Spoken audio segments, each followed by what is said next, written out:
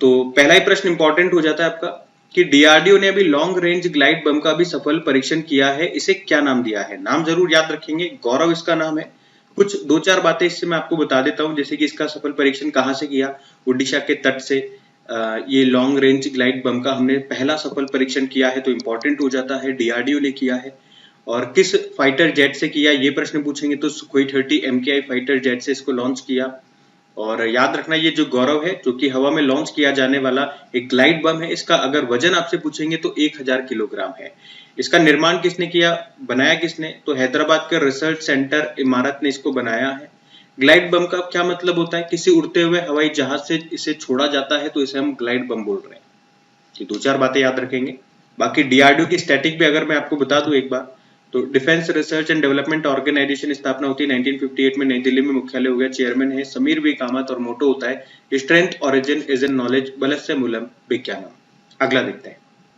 फिर अगले प्रश्न में पूछ रहे हैं, भी किस राज्य सरकार ने रत्नगिरी स्थित मेसोलिथिक युग के प्राचीन स्मारकों को संरक्षित स्मारक घोषित किया है? तो याद रखिएगा, इसका आंसर होगा महाराष्ट्र। महाराष्ट्र याद रखिएगा इसका आंसर। बाकी अगर थोड़ा डिटेल में आप पढ़ना चाहते हैं तो वीडियो को पॉज करके यहाँ पे पढ़ सकते हैं। हम अगला देखते हैं।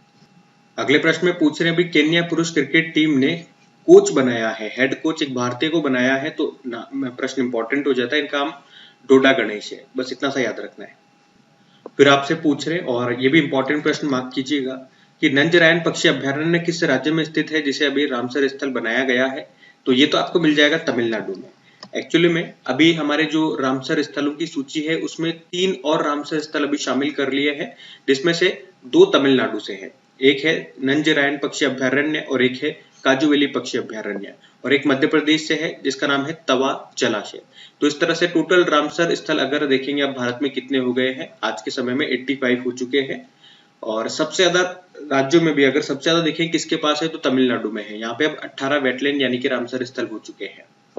रामसर ये ईरान का एक शहर है रामसर, और यहाँ पे वेटलैंड कंजर्वेशन के लिए एक सम्मेलन हुआ था 2 फरवरी 1971 को, इसीलिए तो आप 2 फरवरी को हर साल वर्ल्ड वेटलैंड डे के रूप में मनाते हो, ये याद रखिएगा। अब आप लोग मुझे बताएंगे भारत का पहला रामसर स्थल कौन सा था? डेली करंट अफेयर्स वाली क्लास में मैंने आपको बताया है कई बार, भी आप लोग बताओ। हम अगला देखते हैं।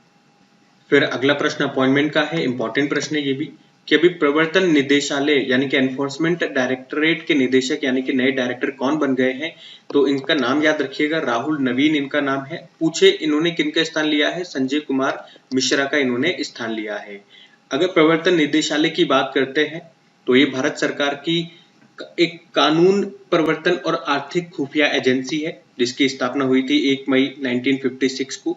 ये आर्थिक कानूनों को लागू करने और वित्तीय अपराधों से निपटने के लिए जिम्मेदार होती है, जिसका मुख्यालय आपको नई दिल्ली में मिल जाएगा। सिंपल सा, डेफिनेशन नहीं पूछेंगे, आप याद रखना बस, एनफोर्समेंट डायरेक्टरेट के नए डायरेक्टर कौन बन गए हैं? राहुल नवीन बन गए हैं। बाकी विकास लखेरा असम राइफल्स के डायरेक्टर जनरल बने थे। Sanjay Shukla national housing bank के मैनेजिंग डायरेक्टर, और प्रीति सूदन यूपीएससी की नई अध्यक्ष बनी है। इस पद पर आने वाली ये दूसरी महिला है।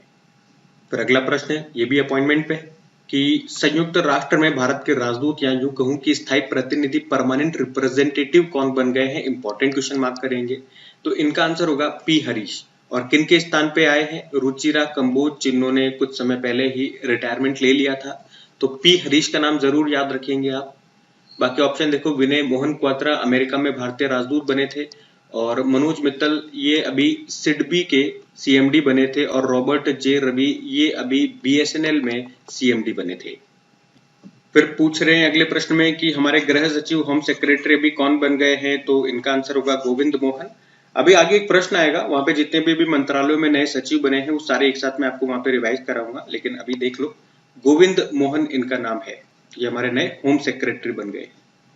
फिर पूछ रहे हैं विभाजन विभीषिका स्मृति दिवस ये कब मनाया जाता है? तो आंसर होगा 14 अगस्त को मनाते हैं। इसे अंग्रेजी में बोलेंगे, अंग्रेजी में यहाँ पे शायद क्वेश्चन इरेज हो गया, पता नहीं कैसे, इसे अंग्रेजी में बोलेंगे पार्टीशन हॉरर्स रिमेम्बरेंस डे। 2021 में मोदी जी ने इसको मनाने की घोषणा की थी, तो याद रखना कब? 14 अगस्त को। फिर पूछ रहे हैं भी 15 अगस्त 2024 को बनाए गए स्वतंत्रता दिवस की थीम क्या है? तो इसकी थीम विकसित भारत है, याद रखना। 78th नंबर का हमारा ये इंडिपेंडेंस डे था, इस बार का थीम विकसित भारत थी। फिर पूछ रहे हैं केंद्र सरकार की किस योजना के तहत मॉडल सोलर विलेज ये विकसित किए जाएंगे, तो आंसर होगा प्रधानमंत्री सूर्य घर मुफ्त बिजली योजना।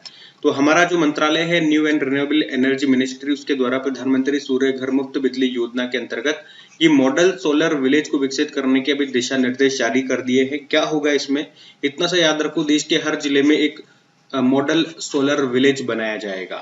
किस योजना के अंतर्गत, प्रधानमंत्री सूर्य घर मुफ्त बिजली योजना के अंतर्गत। और अगर पूछे कि ये योजना कब शुरू हुई थी, जो पूछा जा सकता है, तो याद रखना 15 फरवरी 2024 को हमारे घरों की छतों पर सोलर प्लेट्स लगाए जाएंगे और इसके लिए इसमें सब्सिडी दी जाती है, ये योजना है। फिर अगले प्रश्न में पूछ रहे हैं कि पद्मश्री से सम्मानित गोदावरी दत्त का निधन हो गया, वह किस कला से संबंधित थी, तो आंसर होगा मिथिला चित्रकला।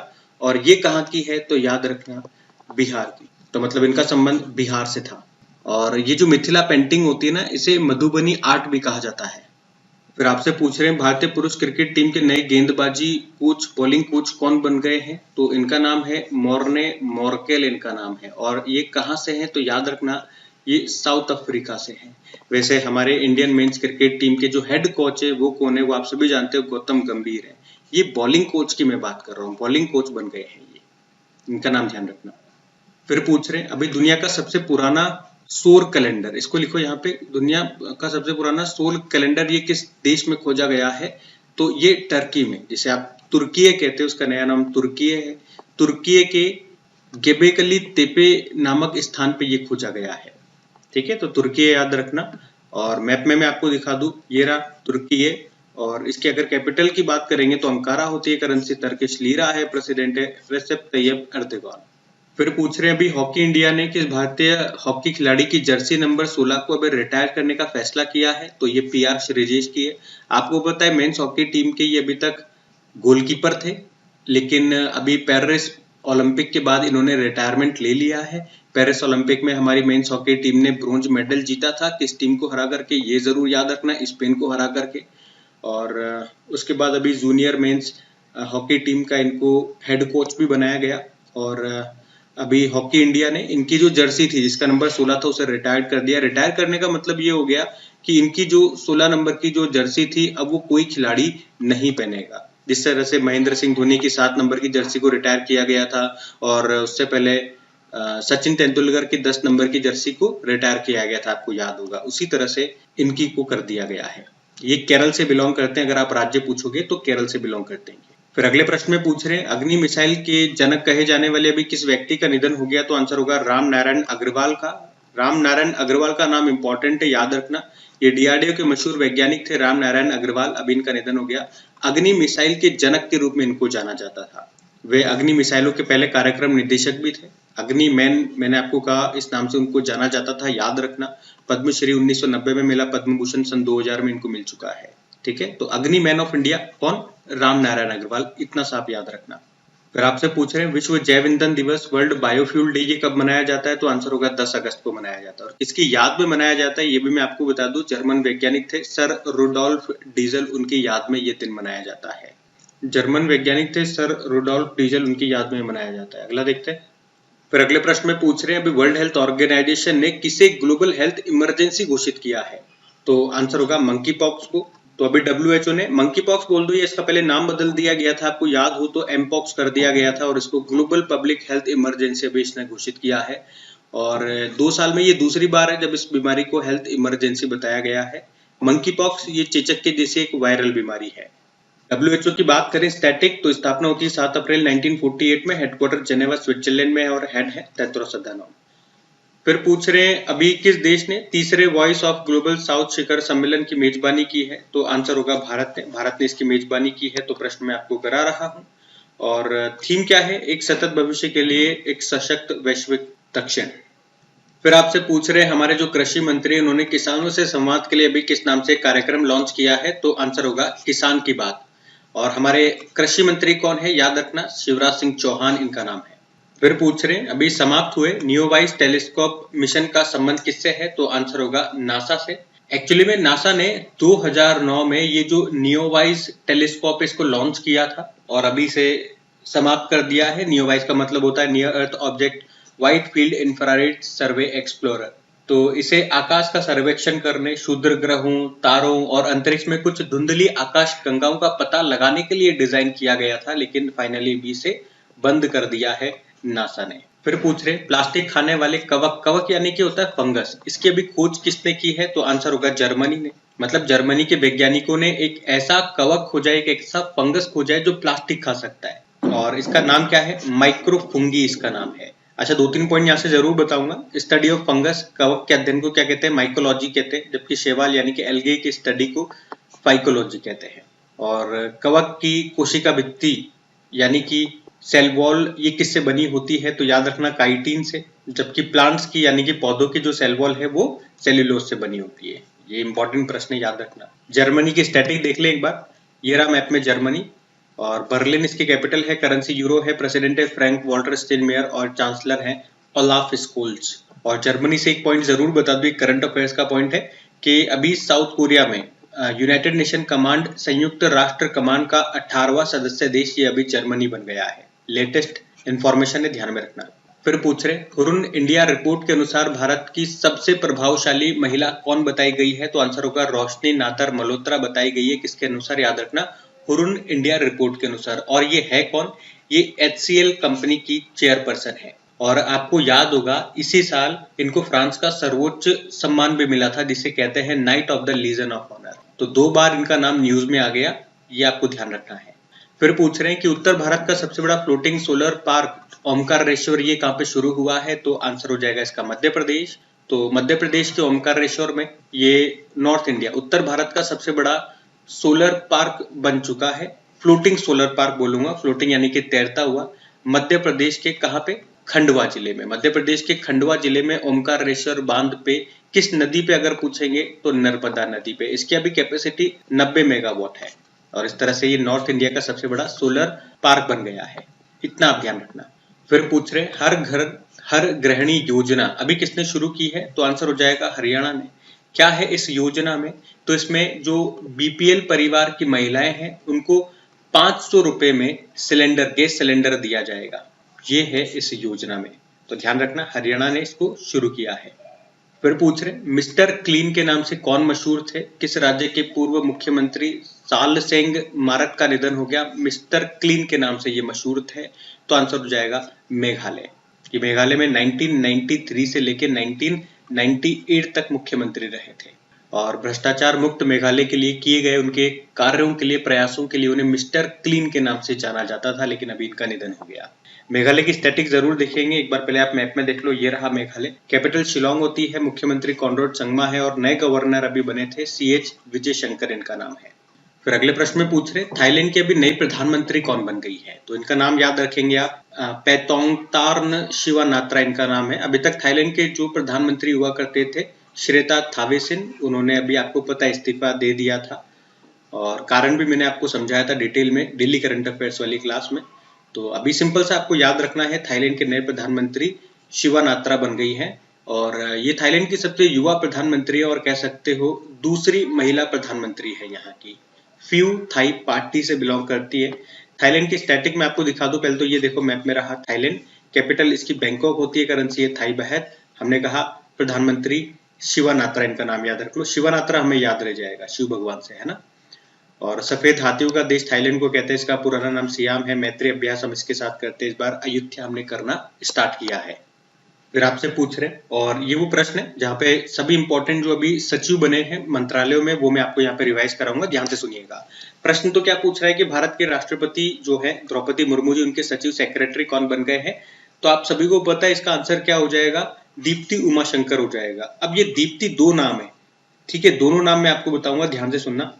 पहले हम पूरा देखते हैं मामला क्या है, कि मतलब कौन कौन से अपॉइंटमेंट है मंत्रालयों में सचिव के। राष्ट्रपति जी के सचिव दीप्ति उमाशंकर बन गई है, और एक दीप्ति है ये वाली दीप्ति गौड़ मुखर्जी, कॉर्पोरेट मामलों के मंत्रालय में ये सचिव बनी है, ये आपको ध्यान रखना है। बाकी अभी जो हमारे नए रक्षा सचिव डिफेंस सेक्रेटरी है उनका नाम क्या है, राजेश कुमार सिंह है। ये किनका स्थान ले रहे हैं, ये गिरिधर अरमाने का स्थान ले रहे हैं, ये अभी 31 अक्टूबर को रिटायर्ड हो जाएंगे। उसी तरह से हेल्थ मिनिस्टर में जो नए सचिव है उनका नाम पुण्य सलीला श्रीवास्तव है, और ये स्थान लेंगे अपूर्व चंद्रा का, और ये अपूर्व चंद्रा भी 30 सितंबर को रिटायर्ड हो जाएंगे, उसके बाद ये यहाँ के नए सचिव बन जाएंगे। तो ये दोनों याद रखना। उसी तरह से आवास व शहरी मामलों के मंत्रालय में नए सचिव ये किटिकिला श्रीनिवास बन गए और अल्पसंख्यक मामलों के मंत्रालय में सचिव चंद्रशेखर कुमार बन गए हैं। वहीं कैबिनेट सचिव तो मोस्ट इंपॉर्टेंट नाम हो जाता है, राजीव गौबा हुआ करते थे अभी तक, लेकिन उनका कार्यकाल समाप्त हो गया तो अब नए बन गए टीवी सोमनाथन, ये आपको जरूर याद रखना है। गृह सचिव हमने देखा गोविंद मोहन और विदेश सचिव विक्रम मिश्री और इस्पात सचिव, इस्पात यानी कि स्टील मंत्रालय में सचिव संदीप पौंडरिक इनका नाम है। तो 1 2 3 4 5 6 7 8 9 10 इंपॉर्टेंट अपॉइंटमेंट ये सारे सचिव वाले मैंने आपको यहाँ पे एक साथ करवा दिए, इनको ध्यान में रखना भैया। अगला प्रश्न देखते हैं। फिर पूछ रहे हैं कि अभी किस राज्य सरकार ने मुख्यमंत्री युवा उद्यम विकास योजना अभी शुरू करने की घोषणा की है? तो आंसर होगा उत्तर प्रदेश ने। तो राज्य के युवाओं के लिए रोजगार के अवसरों को बढ़ावा देने के लिए ये योजना यहाँ पे शुरू की जाएगी। इसमें युवा उद्यमियों को वित्तीय सहायता दी जाएगी और सरकार का लक्ष्य है इस योजना के थ्रू 10 लाख नए MSME स्थापित करना, माइक्रो स्मॉल मीडियम एंटरप्राइजेस। योजना का नाम याद रखना, किसने शुरू किया वो याद रखना, शॉर्ट में मैंने आपको समझा दिया ये योजना है क्या। फिर अगला प्रश्न देखो कि अभी किस देश ने अपने नागरिकों को देश छोड़ने के लिए ऑफर दिया था? तो स्वीडन ने दिया था।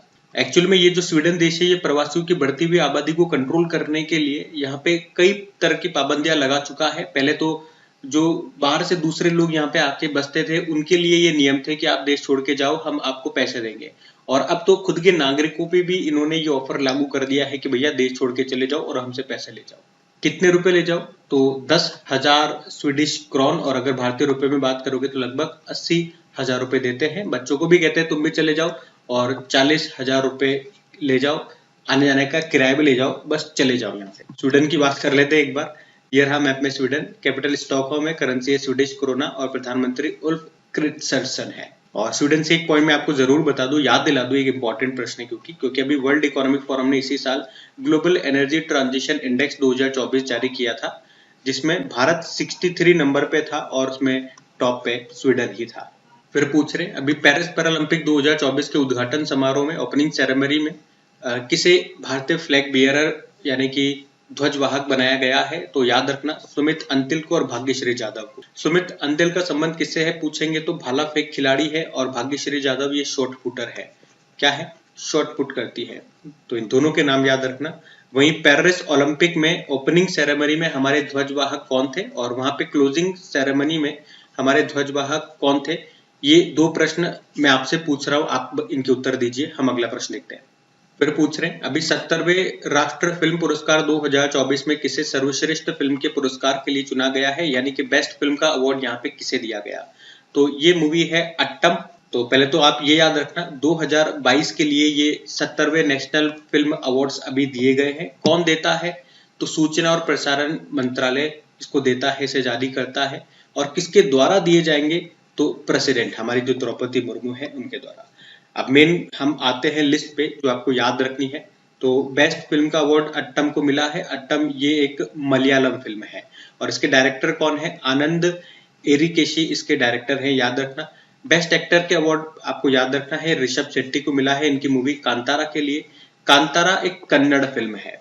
वहीं बेस्ट एक्ट्रेस में दो है, नित्या मेनन और मानसी पारेख। नित्या मेनन को तो एक तमिल फिल्म है जिसका नाम है तिरुचित्राम्बलम उसके लिए, और एक गुजराती फिल्म है कच्छ एक्सप्रेस, उसमें काम किया मानसी पारेख ने और उसके लिए इनको बेस्ट एक्ट्रेस का अवार्ड मिला है। तो दो है नाम, दोनों मैंने आपको बता दिए। यहाँ पे बेस्ट डायरेक्टर का अवार्ड मिला है सूरज बड़जात्या को ऊंचाई मूवी के लिए, इनकी फिल्म आई थी ऊंचाई उसके लिए। वहीं बेस्ट हिंदी फिल्म का मैं आपको बता दूं तो गुलमोहर को चुना गया है। गुलमोहर इसमें एक्ट किया है मनोज बाजपेयी ने और इसके डायरेक्टर का नाम है राहुल वी चित्तेला। तो वैसे तो बहुत सारे अवार्ड्स हैं, लेकिन जो काम के हैं जो आपके लिए इंपॉर्टेंट रहेंगे वो एक साथ मैंने यहाँ पे लिख दिए हैं, इनको ध्यान में रखिएगा। कम से कम ये तो आप जरूर याद रखिए। किसकी बात की हमने? 70वें राष्ट्रीय फिल्म पुरस्कारों की बात की है। ठीक है, अगला देखते हैं। फिर आपसे पूछ रहे हैं अभी अमृत ज्ञान कोश और संकाय विकास पोर्टल को अभी किसने लॉन्च किया है? तो हमारे जो केंद्रीय मंत्री हैं डॉक्टर जितेंद्र सिंह ने, और इन्होंने मिशन कर्मयोगी पोर्टल के तहत इनको अभी लॉन्च किया है। अब बात करें मिशन कर्मयोगी ये क्या है, ये कब लॉन्च हुआ था? तो इसे पीएम मोदी ने सन 2020 में लॉन्च किया था और इसको लॉन्च करने का उद्देश्य क्या था? जो हमारे सिविल सेवक होते हैं, सिविल सर्वेंट्स होते हैं, उनकी क्षमताओं का विकास करना, उसे बढ़ाना इसका मुख्य उद्देश्य।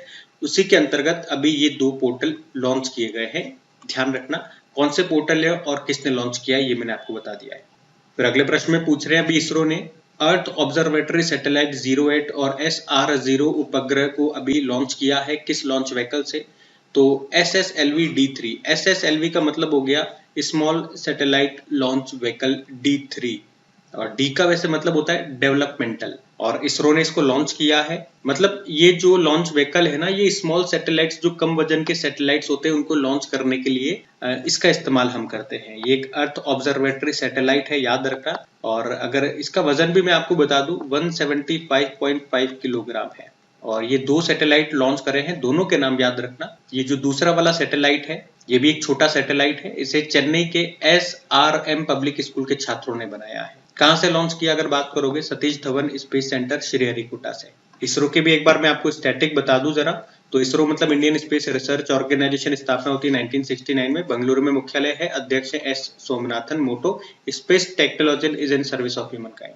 फिर अगले प्रश्न में पूछ रहे, स्काई ट्रैक्स की 2024 की सर्वश्रेष्ठ वैश्विक एयरलाइंस की सूची में अभी शीर्ष स्थान किसे मिला है? तो आंसर होगा कतर एयरवेज, ये इसमें टॉप एयरलाइंस बताई गई है स्काई ट्रैक्स के अनुसार। वहीं एक भारतीय एयरलाइंस है जिसका नाम है विस्तारा, और इसको भारत, या यूं कहूं कि पूरे दक्षिण एशिया में बेस्ट एयरलाइन का दर्जा दिया गया है। वैसे पूरे वर्ल्ड में अगर बात करेंगे तो ये 16वें स्थान पर है, पूरे वर्ल्ड में टॉपर कतर एयरवेज है, ये याद रखना। फिर पूछ रहे हैं, अभी 3 समुद्री संरचनाओं का नाम अशोक, चंद्रगुप्त और कल्पतरु रखा गया है, इसका संबंध किससे है, मतलब कहां पर है ये? तो आंसर होगा हिंद महासागर में। तो यूनेस्को की एक्चुअली इंटरनेशनल हाइड्रोग्राफिक ऑर्गेनाइजेशन है, और एक इंटर गवर्नमेंटल ओशियनोग्राफी कमीशन है। हिंदी में अगर मैं बोलूं तो अंतर सरकारी महासागरीय आयोग, और इन्होंने हिंद महासागर में पानी के नीचे 3 भौगोलिक संरचनाओं के, यानी कि जोग्राफिकल स्ट्रक्चर्स के जो नाम है, वो सम्राट अशोक के नाम पे अशोक रख दिया, चंद्रगुप्त मौर्य के नाम पे चंद्रगुप्त रख दिया, और कल्पतरु रख दिया। भारतीयों के नाम पे ही इनके नाम क्यों रखे गए? क्योंकि इनकी खोज भारत ने ही की थी। अब यहाँ पे भौगोलिक संरचनाओं से क्या मतलब है, जैसे कि पानी के नीचे यहाँ पे पहाड़ मिल गया, कोई ज्वालामुखी पर्वत मिल गया, तो इनकी खोज पहली बार की और भारत ने की, और इसीलिए इनके नाम भारतीयों के नाम पे रखे हैं। क्या नाम है? सिंपल से याद रखेंगे, अशोक, चंद्रगुप्त और कल्पतरु।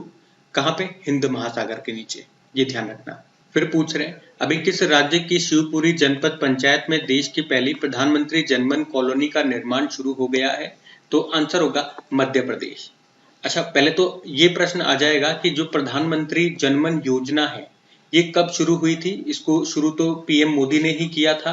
कब किया था? तो 15 नवंबर 2023 में। आपको पता है 15 नवंबर को बिरसा मुंडा जी की जयंती होती है, जनजातीय गौरव दिवस के रूप में हम मनाते हैं। और जनमन का फुल फॉर्म क्या होता है? जनजातीय आदिवासी न्याय महाअभियान योजना, जिसका शुरू करने का उद्देश्य क्या था? जो पीवीटीजी है, यानी कि विशेष रूप से कमजोर जनजातीय समूह है, उनके उत्थान के लिए, उन्हें मुख्य धारा से जोड़ने के लिए इसको शुरू किया गया था। तो बस इसी योजना के अंतर्गत अभी मध्य प्रदेश के शिवपुरी में पहला मकान बनकर तैयार हो गया है, और यही प्रश्न था, आंसर इसका मध्य प्रदेश होगा, ध्यान रखना। योजना के बारे में भी मैंने आपको बता दिया, किसने शुरू की थी, कब शुरू की थी और क्या उद्देश्य है, याद रखना। अगला देखते हैं। फिर पूछ रहे हैं, अभी चर्चा में रही थी नलगंगा वेनगंगा नदी जोड़ो परियोजना, इसका संबंध किससे है? सिंपल से याद रखेंगे, महाराष्ट्र से ये संबंधित है, और इसको जोड़ने से क्या होगा? विदर्भ क्षेत्र के 6 जिलों में कृषि भूमि की सिंचाई हो, याद ध्यान रखना। और ये एग्जाम में पूछा गया प्रश्न है, जरूर याद रखना। अमृत क्रांति का संबंध किससे है? नदियों को जोड़ने की परियोजना से। और ये भी इंपॉर्टेंट नाम है कि अभी इनका निधन हो गया, हमारे जो भारतीय तटरक्षक बल के महानिदेशक थे, तो जरूर इनका नाम आपको याद होगा, और अब तो और ज्यादा याद रखना है। राकेश पाल इनका नाम है। जब ये डायरेक्टर जनरल बने थे इंडियन कोस्ट गार्ड के, तो कौन से नंबर के बने थे पूछेंगे तो 25वें नंबर के थे। हार्ट अटैक आया और इसके कारण अभी इनका निधन हो गया है। इंडियन कोस्ट गार्ड फोर्स के बारे में भी मैं आपको एक बार बता दूं कि इसकी स्थापना होती 1 फरवरी 1977 में। किसकी सिफारिश पे पूछेंगे तो रुस्तम जी समिति की सिफारिश पे। पहले डायरेक्टर जनरल V.A. कामत हुआ करते थे, और मुख्यालय नई दिल्ली हो गया। आदर्श वाक्य वयम रक्षा में। अब कोई नए डायरेक्टर जनरल जरूर बनेंगे, वो नाम हमारे लिए इंपॉर्टेंट होगा। जब भी बनेंगे सबसे पहले आपको क्रिक एग्जाम चैनल पे पता चल जाएगा। चलो फिर अगला प्रश्न देखते हैं। फिर पूछ रहे हैं, अभी MS स्वामीनाथन पर्यावरण संरक्षण पुरस्कार से अभी किसे सम्मानित किया गया है? तो आंसर होगा अनंत दर्शन शंकर को। ये भारतीय आयुर्वेद और एकीकृत चिकित्सा संस्थान के अध्यक्ष हैं, अनंत दर्शन शंकर इनका नाम है, और इनको भी पर्यावरण संरक्षण के लिए ये MS स्वामीनाथन पर्यावरण संरक्षण पुरस्कार से सम्मानित किया गया। कौन देता है? रोटरी क्लब ऑफ मद्रास ने ये सम्मान दिया है। इन्हें जंगली औषधीय पौधों के संरक्षण के लिए ये सम्मान मिला है। अब MS स्वामीनाथन से एक पुरस्कार हमने इसी साल पढ़ा था। कौन सा पुरस्कार है? MS स्वामीनाथन पुरस्कार इस साल जनवरी में पढ़ा था। कर्नाटक के गवर्नर थावर चंद गहलोत ने वो सम्मान दिया था। किसे दिया था? BR कंबोज को दिया था, याद रखना। और यहाँ पे जो हमने ये पुरस्कार पढ़ा है ये है MS स्वामीनाथन पर्यावरण संरक्षण पुरस्कार। दोनों मैंने आपको बता दिए ताकि आप कंफ्यूज न हो एग्जाम में। MS स्वामीनाथन से भी याद रखना, अभी 2024 में भारत रत्न, भारत का सर्वोच्च सम्मान इनको मिला है। भारत में ग्रीन रिवॉल्यूशन, हरित क्रांति का जनक इनको कहा जाता है। वैसे विश्व में ग्रीन रिवॉल्यूशन का जनक कहा जाता है नॉर्मन ई बोरलॉग को, ये आपको पता ही होगा। और इनकी बेटी का नाम क्या है? चलो बेटी का नाम, पुत्री का नाम आप लोग बताएंगे। इनकी बेटी का नाम क्या है जिसको अभी भारत सरकार ने TB उन्मूलन कार्यक्रम का प्रधान सलाहकार बनाया था? ये एक प्रश्न मैंने आपसे पूछा है, यहाँ पे उत्तर दीजिएगा। हम अगला प्रश्न देखते हैं। फिर अगले प्रश्न में पूछ रहे हैं वर्ल्ड फोटोग्राफी डे ये कब मनाया गया? तो आंसर होगा 19 अगस्त को मनाया गया। 19 अगस्त को विश्व फोटोग्राफी दिवस के रूप में मनाया जाता है। थीम याद रख लो, एन एंटायर डे इसकी थीम है। वैसे 19 अगस्त को 2 दिवस और मनाए हैं, विश्व मानवतावादी दिवस, वर्ल्ड ह्यूमैनिटेरियन डे, और संस्कृत दिवस ये भी हमने 19 अगस्त को मनाया, क्योंकि आपको पता है रक्षाबंधन के दिन संस्कृत दिवस होता है। और सावन महीने की पूर्णिमा जिसे हम रक्षाबंधन के रूप में मनाते हैं, उस दिन ये दिवस होता है। ऐसे भी आप याद रख सकते हैं। अगला देखते हैं। फिर पूछ रहे हैं अभी RBI ने किसे तमिलनाडु मर्केंटाइल बैंक का MD CEO बनाया है? तो आंसर होगा S सुकुमारन नायर को। इन्होंने किनका स्थान लिया? S कृष्णन का स्थान लिया है। तमिलनाडु मर्केंटाइल बैंक की स्थापना होती है 1921, थुथुकुडी तमिलनाडु में इसका मुख्यालय है। प्योर बैंकिंग नथिंग एल्स इसकी टैगलाइन होती है। वैसे इन सब में अगर मैं बात करूं, सबसे इंपॉर्टेंट नाम ये हो जाता है CS शेट्टी का, चल्ला श्रीनिवासलू शेट्टी, क्योंकि स्टेट बैंक ऑफ इंडिया में अभी ये चेयरमैन बने हैं। बाकी ये जानते हो नेशनल हाउसिंग बैंक के MD CEO बने थे और सिडबी के CMD बने मनोज मित्तल। फिर अगले प्रश्न में पूछ रहे हैं भी चिनार बुक फेस्टिवल का आयोजन कहाँ पे किया गया? ये याद रखना, जम्मू कश्मीर में। जम्मू कश्मीर के श्रीनगर में चिनार बुक फेस्टिवल का आयोजन किया गया। कश्मीर में पहली बार इस तरह का कोई पुस्तक मेले का आयोजन हुआ है। आयोजन किया नेशनल बुक ट्रस्ट ने, ये याद रखना। फिर पूछ रहे हैं अभी भारत की कौन सी अकादमी इंटरपोल ग्लोबल अकादमी नेटवर्क में शामिल हो गई है? तो ऑब्वियस सी बात है CBI अकेडमी, भारतीय केंद्रीय जांच ब्यूरो अकेडमी, और जिसका मुख्यालय कहाँ पर है? गाजियाबाद UP में है। और इसका ये सदस्य बनने वाला या कौन से नंबर का सदस्य बन गया है? तो आंसर होगा 10वें नंबर का। इतना सा आप याद रखें। बाकी एक बार इंटरपोल की हम बात कर लेते हैं, स्टैटिक देख लेते हैं। इंटरनेशनल क्रिमिनल पुलिस ऑर्गेनाइजेशन इसकी फुल फॉर्म होती है। स्थापना होती है 1923 में। लियोन फ्रांस में मुख्यालय है। सदस्य देश 195 में और हेड है अहमद नसर अल रईसी। वैसे CBI डायरेक्टर भी याद रखना प्रवीण सूद होते हैं। फिर पूछ रहे हैं अभी 17वां दिव्य कला मेले का आयोजन कहाँ पे किया गया, कहाँ पे शुरू हुआ था? तो ये छत्तीसगढ़ की कैपिटल रायपुर में हुआ था। और इसका आयोजन कौन करता है? Social justice and empowerment ministry के द्वारा, जिसके मंत्री जरूर याद रखना कौन है? डॉक्टर वीरेंद्र कुमार है। हिंदी में बोलोगे तो सामाजिक न्याय व अधिकारिता मंत्री हैं ये। तो जो दिव्यांग कलाकार होते हैं उनके उत्पादों को बाजार तक पहुंच प्रदान करने के लिए, उन्हें सशक्त बनाने के लिए इस तरह के मेले का आयोजन किया जाता है। अभी 17वें नंबर का एडिशन की हम बात कर रहे हैं। इसका आयोजन रायपुर में हुआ। फिर पूछ रहे हैं एक बुक है जिसका नाम है भारत के 75 महान क्रांतिकारी। इसको अभी लॉन्च किया गया। किसने इसको लिखा है, किसके द्वारा ये लिखी गई है?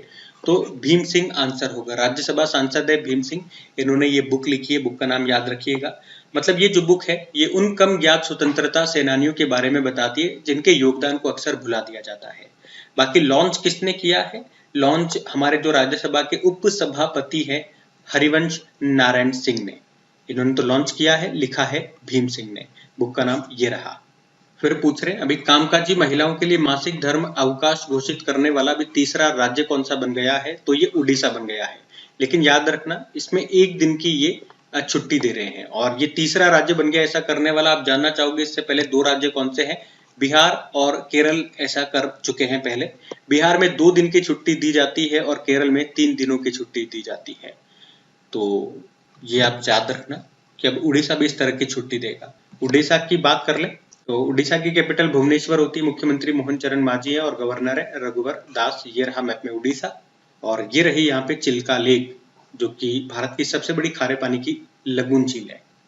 फिर अगले प्रश्न में पूछ रहे हैं कि अमेजन फॉरेस्ट के लिए दुनिया का पहला कार्बन रिमूवल बॉन्ड अभी किसने जारी किया है? तो वर्ल्ड बैंक ने। तो वर्ल्ड बैंक ने ये दुनिया का पहला कार्बन रिमूवल बॉन्ड अभी जारी किया है। इससे मार्केट में से जो पैसा उठाया जाएगा उसका इस्तेमाल किया जाएगा अमेजन रिफॉरेस्टेशन के लिए, अमेजन में पुनर्नवीनीकरण करने के लिए। और इस बॉन्ड के जरिए कितना पैसा उठाया जाएगा ये भी मैं आपको बता दूं, $225 मिलियन। कौन? World bank. इसी तरह से एक पॉइंट मैं आपको याद दिलाऊं, वर्ल्ड बैंक ने इससे पहले अफ्रीका के काले गेंडों को बचाने के लिए पहला वन्यजीव बॉन्ड भी जारी किया था, वो भी ध्यान में रखना। वर्ल्ड बैंक के स्टैटिक भी देख लो एक बार। 1944 में स्थापना होती है, हेडक्वार्टर वॉशिंगटन डीसी में है, प्रेसिडेंट है अजय बंगा, भारतीय मूल के, प्रश्न एग्जाम में आ चुका है, एक बार याद रखना। और अभी हमने पढ़ा था, इसकी एक रिपोर्ट आती थी, ease of doing business report, अब नहीं आती, उसकी जगह नई रिपोर्ट लेकर के आ रहा है, बिजनेस रेडी प्रोजेक्ट रिपोर्ट इसका नाम है। फिर पूछ, सुंदरराजन पद्मनाभन का निधन हो गया, कौन थे वो? वैसे तो आंसर लगा हुआ है यहाँ पे, पूर्व सेना प्रमुख थे। अच्छा, ये जरूर याद रखना, ये कब से कब तक ये भी मैं आपको बता दूं, सन 2000 से लेके 2002 तक ये रहे थे हमारे आर्मी चीफ। लेकिन अभी हमारे न्यू आर्मी चीफ बन गए हैं, उनका नाम याद रखना, उपेंद्र द्विवेदी उनका नाम है। नेवल चीफ भी नए बन गए हैं, दिनेश कुमार त्रिपाठी उनका नाम है। और एयर चीफ मार्शल भी याद रख लो, ये तो वही पुराने वाले हैं, विवेक राम चौधरी इनका नाम है। दूसरे नंबर के हमारे चीफ ऑफ डिफेंस स्टाफ कौन है? अनिल चौहान इनका नाम है। इंडियन कोस्ट गार्ड के नए प्रमुख अभी तक कौन होंगे ये हम देखेंगे, क्योंकि अभी तक जो राकेश पाल थे उनका निधन हो चुका है, 25वें नंबर के थे, इनका निधन हो गया। अगला देखते हैं। फिर अगले प्रश्न में पूछ रहे हैं कि अभी सद्भावना दिवस कब मनाया गया? तो आंसर होगा 20 अगस्त को मनाया जाता है सद्भावना दिवस। इसे पूर्व प्रधानमंत्री राजीव गांधी जी की जयंती को मनाया जाता है। वैसे राजीव गांधी जी की जो पुण्यतिथि आती है वो आती है 21 मई को। अब ये मेरा आपसे होमवर्क प्रश्न होगा, इनकी पुण्यतिथि को, डेथ एनिवर्सरी को कौन सा दिन हम मनाते हैं, ये आपको बताना है। बाकी 20 अगस्त को 2 दिवस और याद रखेंगे, नेशनल रिन्यूएबल एनर्जी डे, भारतीय अक्षय ऊर्जा दिवस, और वर्ल्ड मॉस्किटो डे के रूप में भी मनाते हैं। वर्ल्ड मॉस्किटो डे मैं आपको बता दूं क्यों मनाते हैं, क्योंकि इसी दिन एक ब्रिटिश वैज्ञानिक थे, रोनाल्ड रॉस उनका नाम था, उन्होंने सबसे पहले 20 अगस्त 1897 का वो दिन था जब उन्होंने एक खोज की थी। क्या खोज थी वो? कि जो मलेरिया का पैरासाइट है, जो परजीवी है, वो एक मादा एनाफिलीज मच्छर के पेट में पाया जाता है। पहली बार उस दिन उन्होंने खोजा था, इसीलिए उस दिन को हम वर्ल्ड मॉस्किटो डे के रूप में मना रहे हैं। ठीक है, तो 20 अगस्त को ये 3 दिवस याद रखना। एक प्रश्न मैंने आपसे पूछ लिया है। फिर अगले प्रश्न में पूछ रहे हैं, अभी महाराष्ट्र का पहला सोलर विलेज कौन सा बन गया है? तो आंसर होगा मान्या चिवाड़ी। और ये सोलर विलेज महाराष्ट्र के किस जिले में है? तो सतारा जिले में है। सोलर विलेज मतलब यहाँ पे जो जितने भी घर हैं, हर घर के छतों पे सोलर प्लेट्स लगा दी गई है। ये महाराष्ट्र का पहला सोलर विलेज है। लेकिन देश का अगर पहला सौर ऊर्जा संचालित गांव, यही वही सोलर विलेज अगर आपसे पूछेंगे तो गुजरात का मोढेरा गांव आंसर करना है। ये दोनों में अंतर ध्यान रखिएगा अभी। ठीक है, अगला देखते हैं। वैसे पूरी शीट है सोलर से संबंधित, अभी तक जितने भी डेली करंट अफेयर्स में आपने प्रश्न पढ़े थे वो तो मैं आपको रिवाइज कराता ही, फिर भी मैंने शीट यहाँ पे लगा दी, चाहो तो वीडियो को पॉज करके आप पढ़ सकते हो। लेकिन जो डेली करंट अफेयर्स के हमारे लेक्चर देखते हैं जो स्टूडेंट, उन्हें जरूरत नहीं है, क्योंकि मैं वहां पे कितनी बार बोल बोल के आपको रिवाइज कराता हूँ। फिर भी ऑप्शन आपके सामने, पढ़ना चाहो तो पढ़ लो। हम तो अगला प्रश्न पढ़ते हैं। तो अगले प्रश्न में क्या पूछ रहे हैं कि अभी किस राज्य के टूरिज्म ने ICRT गोल्ड अवार्ड जीता है? तो इसका तो उत्तर हो जाएगा केरल। ICRT की फुल फॉर्म क्या होती है? International centre for responsible tourism. तो अभी केरल टूरिज्म को ये ICRT गोल्ड अवार्ड 2024 मिला है, ये याद रखिएगा। क्यों मिला है? केरल टूरिज्म के द्वारा रेस्पॉन्सिबल टूरिज्म प्रोजेक्ट इंप्लीमेंट करने के लिए। क्यों मिला, किस कैटेगरी में मिला, ये भी देख लो। स्थानीय समुदाय को रोजगार और कौशल प्रदान करने के लिए लगातार तीसरी बार से ये अवार्ड मिला है। सिंपल सा याद रखेंगे एक लाइन में, ये अवार्ड किसे मिला? केरल टूरिज्म को मिला है। और मैंने आपको बताया था इसी साल केरल पर्यटन ने अभी डिजिटल मार्केटिंग अभियान श्रेणी में पेटा या पाटा कुछ भी कह दो, पेटा गोल्ड अवार्ड 2024 भी जीता है। यहाँ पे पेटा का मतलब हो गया पैसिफिक एशिया ट्रेवल एसोसिएशन, याद रखना ये। अगला देखते हैं। फिर पूछ रहे हैं अभी एयरपोर्ट काउंसिल इंटरनेशनल ने उच्चतम 5 स्टार ग्रीन टैग से अभी किस हवाई अड्डे को सम्मानित किया है? तो दिल्ली का जो इंदिरा गांधी इंटरनेशनल एयरपोर्ट है और बेंगलुरु में जो केम्पेगौड़ा इंटरनेशनल एयरपोर्ट है उसको क्यों मिला ये सम्मान इनको? जलवायु परिवर्तन से निपटने यानी कि कार्बन मैनेजमेंट के लिए, पर्यावरणीय जिम्मेदारी को पूरा करने के लिए इन्हें ये ग्रीन टैग दिया गया है, 5 स्टार ग्रीन टैग दिया गया है। किसने दिया ये भी मैंने आपको बता दिया, एयरपोर्ट काउंसिल इंटरनेशनल ने। इतना सा याद रखना। फिर पूछ रहे हैं कि अभी मुख्यमंत्री बाल पौष्टिक आहार योजना ये कहाँ पे शुरू हुई है, तो आंसर होगा हिमाचल प्रदेश में। हिमाचल प्रदेश के मुख्यमंत्री कौन है? सुखविंदर सिंह सुक्खू, और इन्होंने ही अभी इस योजना को शुरू किया। मेन मुद्दे पे बात करें योजना में होगा क्या, तो इस योजना में पहले तो याद रखना ये सरकारी, केवल मात्र सरकारी स्कूलों के बच्चों के लिए है। इसमें नर्सरी से लेकर 8वीं तक के छात्रों को सप्ताह में एक बार उबले अंडे या फल उपलब्ध कराए जाएंगे। तो ये योजना हिमाचल प्रदेश ने शुरू किया। फिर अगला प्रश्न देखो, अगला प्रश्न भी इंपॉर्टेंट है कि फीफा अंडर 17 महिला विश्व कप में सहायक रेफरी के रूप में नियुक्त होने वाली अभी भारतीय कौन है, तो इनका नाम है रिओह लंग धर, इनका नाम है। थोड़ा सा यहाँ इसके बारे में हम जान लेते हैं कि अंडर 17 वुमेन्स वर्ल्ड कप 2024 इस बार इसका ये 8वां संस्करण है। अक्टूबर नवंबर में ये होगा। कहाँ पे होगा? डोमिनिकन रिपब्लिक जो देश है वहां पे होगा। और अभी इसी के लिए सहायक रेफरी के रूप में मेघालय की रिओह लंग धर को चुना है। ये एक भारतीय है, इसलिए हम इस प्रश्न को इंपॉर्टेंट मार्क कर रहे हैं। वैसे तो इंपॉर्टेंट हो ही जाता है क्योंकि वेन्यू तो पूछ ही सकता है, वो कौन सा एडिशन है ये भी पूछ सकता है। अब सहायक रेफरी भी भारतीय बन गई है तो प्रश्न और ज्यादा इंपॉर्टेंट, 2 स्टार और बन जाएंगे, 3 लगा लो स्टार। और ये कहाँ से ये पूछे तो मेघालय से है, ठीक है। और आप ये भी कह सकते हो कि अब आप पूछोगे कि क्या इस तरह की पद पर चुने जाने वाली ये पहली भारतीय है, तो नहीं, पहली नहीं है, ये दूसरी है। क्योंकि उनसे पहले उवेना फर्नांडिस जो जॉर्डन में जो 5वां फीफा अंडर 17 महिला विश्व कप हुआ था 2016 में, उसमें वो पहली भारतीय थी सहायक रेफरी चुनी जाने वाली। तो इस तरह से ये दूसरी महिला बन गई है। बाकी अंडर 17 महिला विश्व कप की बात करें तो इस बार ये 8वां वाला हो रहा है, यहाँ पे होगा। और इससे लास्ट वाला जो एडिशन है 2022 वाला, वो भारत में हुआ था। अभी तक जितने भी एडिशन हुए एक बार भारत में हुआ है, तो वो वाला जरूर याद रखिएगा। भारत में 2022 में ये इसका लास्ट एडिशन हुआ था, जिसको स्पेन ने जीता था कोलंबिया को हरा करके। वैसे पहला एडिशन 2008 में हुआ था न्यूजीलैंड में, उत्तर कोरिया ने जीता था, यूएस को हराया था। ये वाला हमारे लिए ज्यादा इंपॉर्टेंट होता है, और ये रिसेंटली वाला तो है ही सही इंपॉर्टेंट।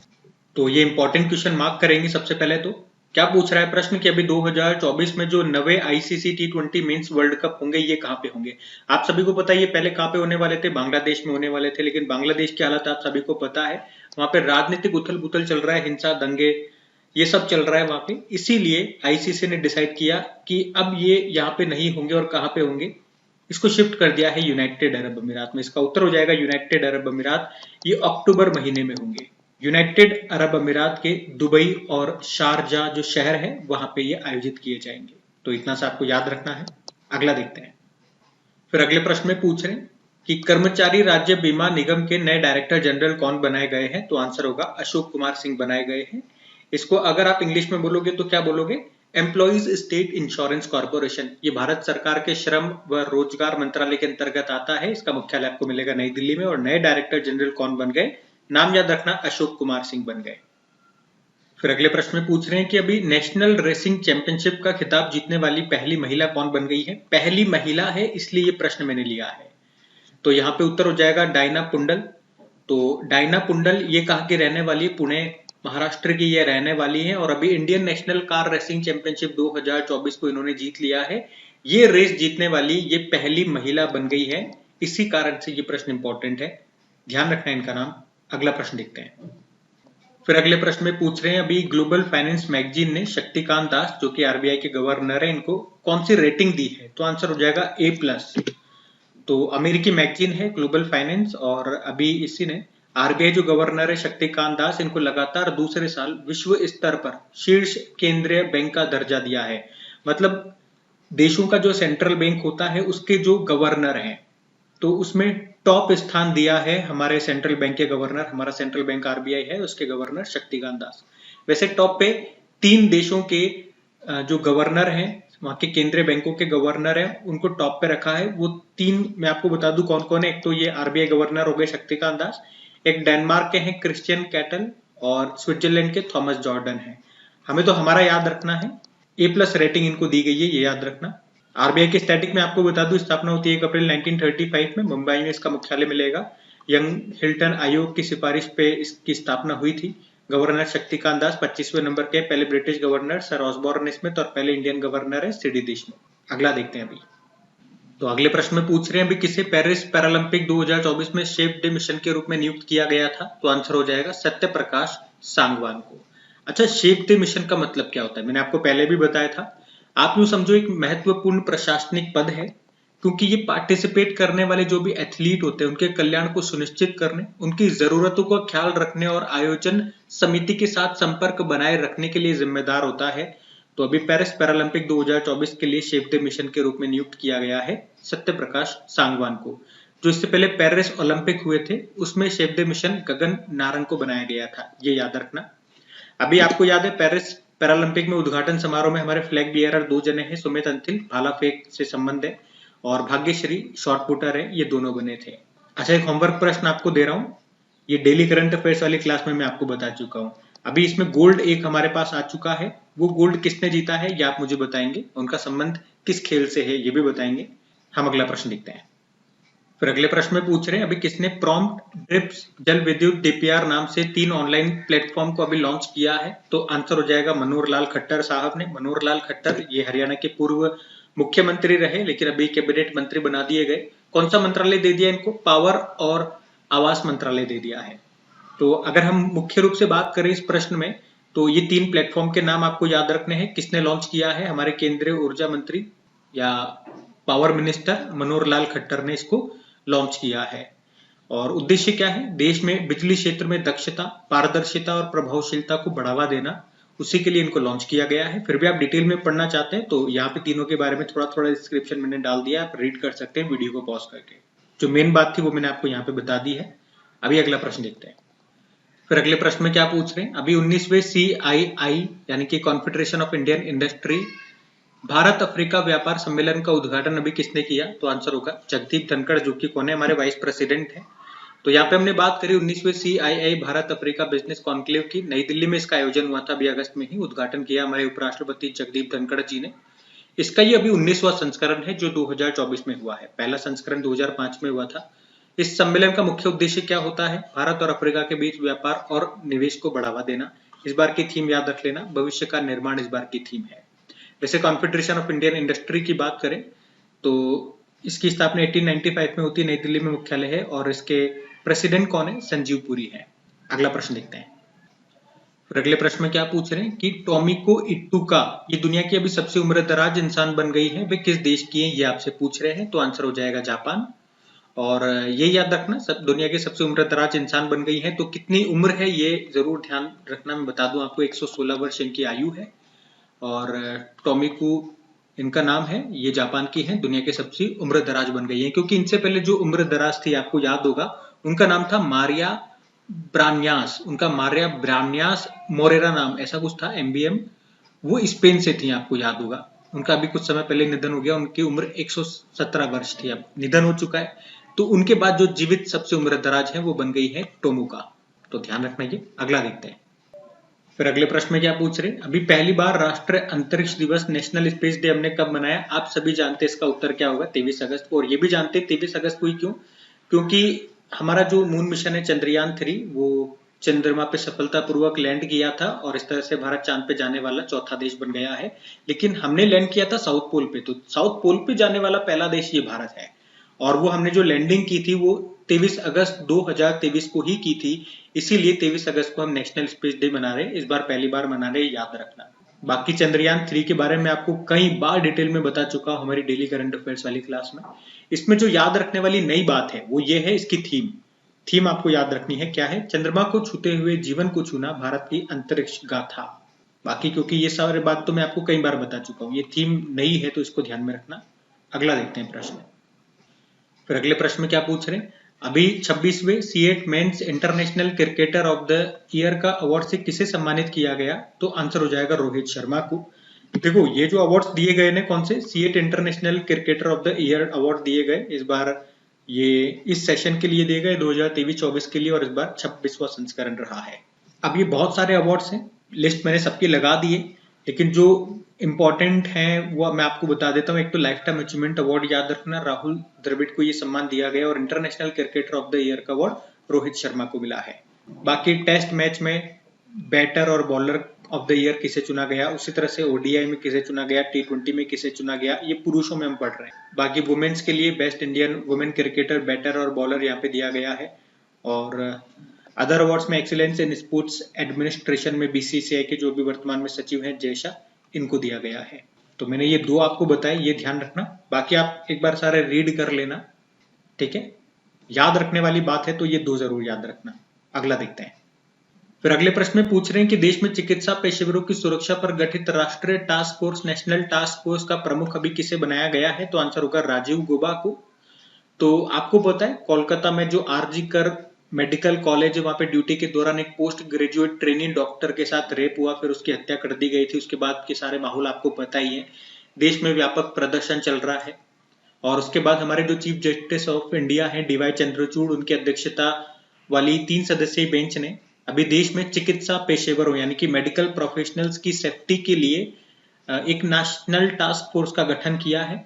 इन्होंने इसके गठन का आदेश दिया था। गठन किया है हेल्थ मिनिस्ट्री ने, और किसकी अध्यक्षता में किया है यही प्रश्न पूछा है। तो राजीव गौबा। और राजीव गौबा कौन है? तो अभी तक ये हमारे कैबिनेट सेक्रेटरी थे। लास्ट अगस्त में ये रिटायर्ड हो चुके हैं, लेकिन जब इनको अपॉइंट किया गया था तब ये कैबिनेट सचिव थे। तो इस नेशनल टास्क फोर्स में 14 मेंबर हैं, जिसमें से 10 डॉक्टर हैं और हेड कर रहे हैं राजीव गौबा। इनका नाम याद रखना है। अब मैंने कहा ये रिटायर्ड हो गए कैबिनेट सेक्रेटरी, अब ये नहीं रहे हैं वर्तमान में, तो अब नए कैबिनेट सेक्रेटरी कौन आ गए हैं उनका नाम भी याद रखना। टीवी सोमनाथन उनका नाम है, ठीक है। अगला प्रश्न देखते हैं। फिर अगले प्रश्न में पूछ रहे हैं नेस्कॉम के नए अध्यक्ष कौन बन गए हैं? अब अध्यक्ष यहां समझ में नहीं आएगा, इंग्लिश में देखो चेयरमैन। चेयरमैन नहीं है, यहाँ पे लिखा प्रेसिडेंट। ये जो प्रश्न है ये प्रेसिडेंट को लेकर के है। वैसे इसकी चेयरमैन भी बन गई है अभी, वो प्रश्न मैं आपको आगे बताऊंगा।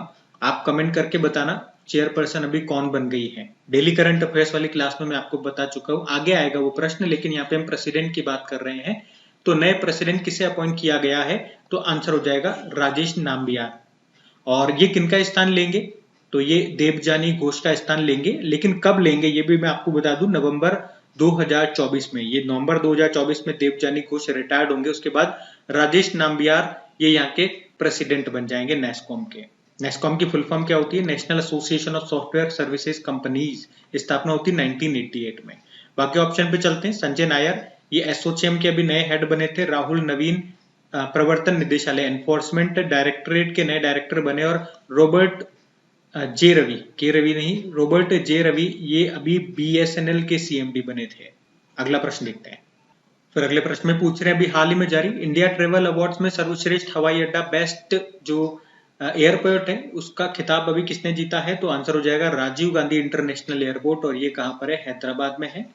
और लगातार तीसरी बार इसने ये खिताब जीता है। फिर अगले प्रश्न में पूछ रहे हैं अभी हाल ही में किस देश में हनुमान जी की स्टैचू जिसका नाम है स्टैचू ऑफ यूनियन ये स्थापित की गई है? तो ये स्थापित की गई अभी अमेरिका में। अमेरिका के टेक्सास में ये हनुमान जी की स्टैचू स्थापित की गई। स्टैचू ऑफ यूनियन नाम दिया गया। इसकी हाइट की बात कर ले तो 90 फुट है ये। इतना सा आपको ध्यान रखना है। अगला प्रश्न देखते हैं। फिर अगला प्रश्न क्या है? अभी किसे इंडियन ओशन रिम एसोसिएशन सचिवालय का सेक्रेटरी जनरल बनाया गया है? तो ये भारतीय है। तो इनका नाम क्या है? याद रखना, इंपॉर्टेंट नाम है। संजीव रंजन इनका नाम है।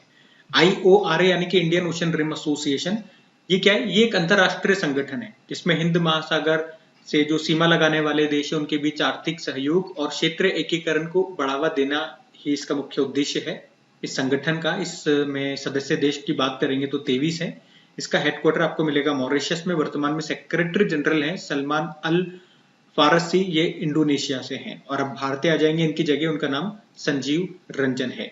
कब से आएंगे लेकिन ये भी मैं आपको बता दूं 1 जनवरी 2025 से ये अपना पद संभालेंगे। आज हम अपॉइंट किया गया तो मैंने आपको बता दिया, जब ये पद संभालेंगे ना 1 जनवरी 2025 को, तब भी मैं आपको फिर से रिपीट कराऊंगा ये प्रश्न। बाकी और ऑप्शन देख लीजिए। मनोज मित्तल तो ये अभी सिडबी के सीएमडी बने थे। इंद्रमणि पांडे की बात करें तो ये बिम्स्टेक जो बिम्स्टेक है उसके सेक्रेटरी जनरल बने और इस पद पर आने वाले पहले भारतीय है। मौसमी चक्रवर्ती की बात करें तो आकाशवाणी जिसे आप ऑल इंडिया रेडियो कहते हो उसकी डायरेक्टर जनरल बनी थी। सारे नाम इंपॉर्टेंट है, ध्यान में रखना। अगला प्रश्न देखते हैं। फिर अगला प्रश्न क्या पूछ रहे हैं? भारत का पहला है तो प्रश्न इंपॉर्टेंट हो जाता है कि संविधान संग्रहालय ये किस राज्य में स्थापित किया गया है? तो उत्तर तो याद रखना हरियाणा में। अब हरियाणा में भी कहां पे? तो पहले तो ये देख लो, भारत का ये पहला संविधान संग्रहालय है और उसका नाम क्या रखा है? संविधान अकादमी और अधिकार एवं स्वतंत्रता संग्रहालय। और हरियाणा में जो ओपी जिंदल ग्लोबल यूनिवर्सिटी है उसके परिसर में इसका उद्घाटन किया जाएगा 26 नवंबर 2024 को। 26 नवंबर कॉन्स्टिट्यूशन डे के रूप में हम मनाते हैं, तो याद रखना। पूछेंगे आपसे भारत का पहला संविधान संग्रहालय ये कहाँ पे स्थापित किया जा रहा है? हरियाणा में। अगला प्रश्न देखते हैं। फिर अगले प्रश्न में पूछ रहे हैं, अभी मध्य प्रदेश सरकार ने बताओ किसे लता मंगेशकर पुरस्कार 2023 से सम्मानित करने की घोषणा की? तो आंसर होगा KS चित्रा को। तो दो नाम आपको यहाँ पे याद रखने हैं। पहली चीज तो याद रखना कौन सा राज्य देता है, मध्य प्रदेश सरकार, कौन सा पुरस्कार है? तो ये लता मंगेशकर पुरस्कार है, राष्ट्रीय लता मंगेशकर पुरस्कार। तो ये दो जनों को दिया जा रहा है, उत्तम सिंह को और जो पार्श्व गायिका है KS चित्रा को। लेकिन किस किस वर्ष के लिए किसे दिया जा रहा है? तो उत्तम सिंह को तो 2022 के लिए दिया जा रहा है और जो KS चित्रा है उनको 2023 के लिए दिया जा रहा है। राष्ट्रीय लता मंगेशकर पुरस्कार की बात कर रहे हैं। इसको आप कंफ्यूज मत कर देना, जो लता मंगेशकर दीनानाथ पुरस्कार है उससे। ये लता मंगेशकर दीनानाथ पुरस्कार अभी नया नया शुरू किया है और 3 जनों को अभी तक दे चुके हैं, जैसे कि 2022 का सबसे पहले दिया गया था प्रधानमंत्री नरेंद्र मोदी को, उसके बाद 2023 का दिया गया था आशा भोसले को और अभी 2024 की भी घोषणा हो चुकी है, अमिताभ बच्चन को दिया गया। तो ये लता मंगेशकर दीनानाथ पुरस्कार है जो उनके पिताजी के सम्मान में दिया जाता है और ये जो मध्य प्रदेश सरकार है ये राष्ट्रीय लता मंगेशकर पुरस्कार देती है। तो दोनों मैंने आपको बता दिए, ध्यान में रखना। अगला प्रश्न देखते हैं। फिर अगले प्रश्न में पूछ रहे हैं, अभी हाल ही में किस बैंक ने महिला ग्राहकों के लिए अवनी बचत खाता, अवनी सेविंग अकाउंट ये शुरू किया है? तो याद रखना बंधन बैंक ने, इतना सा आप याद रख लो। अवनी बचत खाता किसने शुरू किया? तो बंधन बैंक ने। बंधन बैंक के स्टैटिक भी बता दूं, 2015 में स्थापना होती है, मुख्यालय इसका कोलकाता में है। चेयरमैन कौन है? डॉक्टर अनूप कुमार सिन्हा। आपका भला सबकी भलाई इसकी टैगलाइन होती है। फिर अगले प्रश्न में पूछ रहे हैं कि अभी लुसाने डायमंड लीग में नीरज चोपड़ा ने कौन सा स्थान प्राप्त किया या कौन सा पदक जीता? तो ये दूसरे स्थान पर है, यानी कि इन्होंने क्या जीता है? सिल्वर मेडल जीता है। किसकी बात कर रहे हैं? लुसाने डायमंड लीग की बात कर रहे हैं और यहाँ पे इन्होंने 89.49 मीटर के थ्रो के साथ सिल्वर जीता है। बात करें पहले स्थान पे कौन रहे या गोल्ड किसने जीता? तो ग्रेनडा के एंडर्स पीटर्स 90.61 मीटर थ्रो के साथ इन्होंने गोल्ड जीता है। अभी जो पेरिस ओलंपिक हुए थे 2024, वहां पे आपको पता होगा नीरज चोपड़ा ने तो सिल्वर मेडल ही जीता था। वहां पे इन्होंने 89.45 मीटर का थ्रो किया था, सिल्वर जीता। और वहां पे ब्रोंज इन्होंने जीता था, ग्रेनडा के एंडरसन पीटर्स ने। और वहां पे गोल्ड किसने जीता था? वो एक रिकॉर्ड था, पाकिस्तान के अरशद नदीम ने। कितने थ्रो के साथ? 92.97 मीटर का थ्रो करके, और ये एक रिकॉर्ड है, तो ये ध्यान रखना। अगला प्रश्न देखते हैं। फिर अगले प्रश्न में पूछ रहे हैं, अभी किसे दुनिया का सबसे मजबूत डेयरी ब्रांड का दर्जा मिला है? तो आंसर होगा अमूल को। तो brand finance food and drink 2024 के रिपोर्ट के अनुसार भारतीय कंपनी है अमूल, ये दुनिया की सबसे मजबूत खाद्य एवं डेयरी ब्रांड बन गया है। इसे ए प्लस AAA+ रेटिंग मिली है। जबकि सबसे मूल्यवान कंपनी की बात करें या सबसे मूल्यवान वैल्यूएबल ब्रांड की बात करें तो वो नेस्ले है। और वैल्यूएबल में बात करें वैल्यूएशन के हिसाब से तो अमूल कौन से स्थान पे आता है? ये 22वें नंबर पे आता है। पहले स्थान पे नेस्ले आ गया, ये 22वें स्थान। ठीक है, भारत के वैल्यू के हिसाब से यहाँ पे मैंने रैंकिंग भी आपको बता दी। ब्रिटानिया 68 पे है, मदर डेयरी 87 पे है और नंदिनी 95 पे। टॉप 100 में ये 4 कंपनियां हैं, 4 भारतीय कंपनियां हैं। ब्रांड वैल्यू के हिसाब से इनको रैंकिंग दी गई है। ब्रांड वैल्यू सबसे ज्यादा नेस्ले की है। कितनी ब्रांड वैल्यू है ये भी मैं आपको बता दूं, $3.3 बिलियन की है। फिर अगले प्रश्न में पूछ रहे हैं, किसे दुनिया का सबसे मजबूत डेयरी ब्रांड बनाया गया या बताया गया, दर्जा दिया गया? तो आंसर होगा अमूल को। तो याद रखेंगे सिंपल सा, जो भारतीय ब्रांड है ये अमूल, ये भी दुनिया का सबसे मजबूत डेयरी ब्रांड बन गया है। ठीक है, लेकिन अगर वैल्यूएशन के हिसाब से बात करते हैं, सबसे वैल्यूएबल ब्रांड कौन सा है जिसकी वैल्यू सबसे अधिक है, तो इसमें नंबर 1 पे नेस्ले आता है। और नेस्ले ये कहाँ का है? ये स्विट्जरलैंड का है। इसकी वैल्यूएशन कितनी बताई गई है? $20.8 बिलियन, इतनी वैल्यू के साथ ये इस लिस्ट में टॉप पर है। और वहीं अगर वैल्यूएशन के हिसाब से बात करें तो टॉप 100 में भारत की 4 कंपनियां हैं, उनकी रैंकिंग भी मैंने यहाँ बता दी। जैसे अमूल की बात करें तो वैल्यूएशन के हिसाब से अमूल 22वें स्थान पे आता है। इसकी वैल्यूएशन $3.3 बिलियन है। तो वैल्यूएशन के हिसाब से तो टॉप पे नेस्ले है, अमूल 22वें स्थान पर है। लेकिन यहाँ पे प्रश्न में हमने बात करी दुनिया का सबसे मजबूत डेयरी ब्रांड, तो मजबूत स्ट्रॉन्गेस्ट डेयरी ब्रांड ये अमूल है, इतना सा याद रखना। दोनों चीजें मैंने आपको क्लियर कर दी है। अगला प्रश्न देखते हैं। फिर अगले प्रश्न में पूछ रहे हैं, भी साउथ एशिया का सबसे ऊंचा स्काई डेक ये कहां पर बनेगा? तो याद रखना ये बंगलुरु में बनेगा। और इसकी हाइट होगी 250 मीटर। मतलब इस पे चढ़ के अगर आप देखोगे तो पूरे शहर का, पूरे बंगलुरु का 360 डिग्री व्यू आपको मिल जाएगा। इसको बनाने में लागत आने वाली है 500 करोड़ रुपए।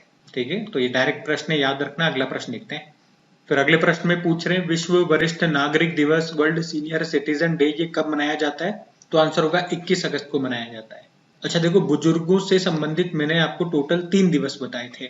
एक तो ये हो गया विश्व वरिष्ठ नागरिक दिवस, एक याद रखना अंतरराष्ट्रीय वृद्धजन दिवस होता है 1 अक्टूबर को, एक विश्व बुजुर्ग दुर्व्यवहार दिवस होता है 15 जून को। तो ये तीनों ध्यान रखना। फिर अगले प्रश्न में पूछ रहे हैं अभी किस राज्य सरकार ने सुभद्रा योजना को शुरू किया है? तो इसका उत्तर हो जाएगा उड़ीसा ने। तो है क्या इस योजना में? तो इस योजना में कहा गया कि भैया उड़ीसा की जो महिलाएं हैं उनको अगले 5 सालों में, जो महिला 21 से लेकर 60 वर्ष की आयु की हैं, उनको अगले 5 सालों में 50,000 रुपए दिए जाएंगे। एक साथ नहीं देंगे, अगले 5 सालों में देंगे, यानी कि आप कह सकते हो हर साल उनको 10,000 रुपए दिए जाएंगे। और 10,000 रुपए भी एक साल में 2 किस्तों में दिए जाएंगे, 5-5 हजार रुपए करके।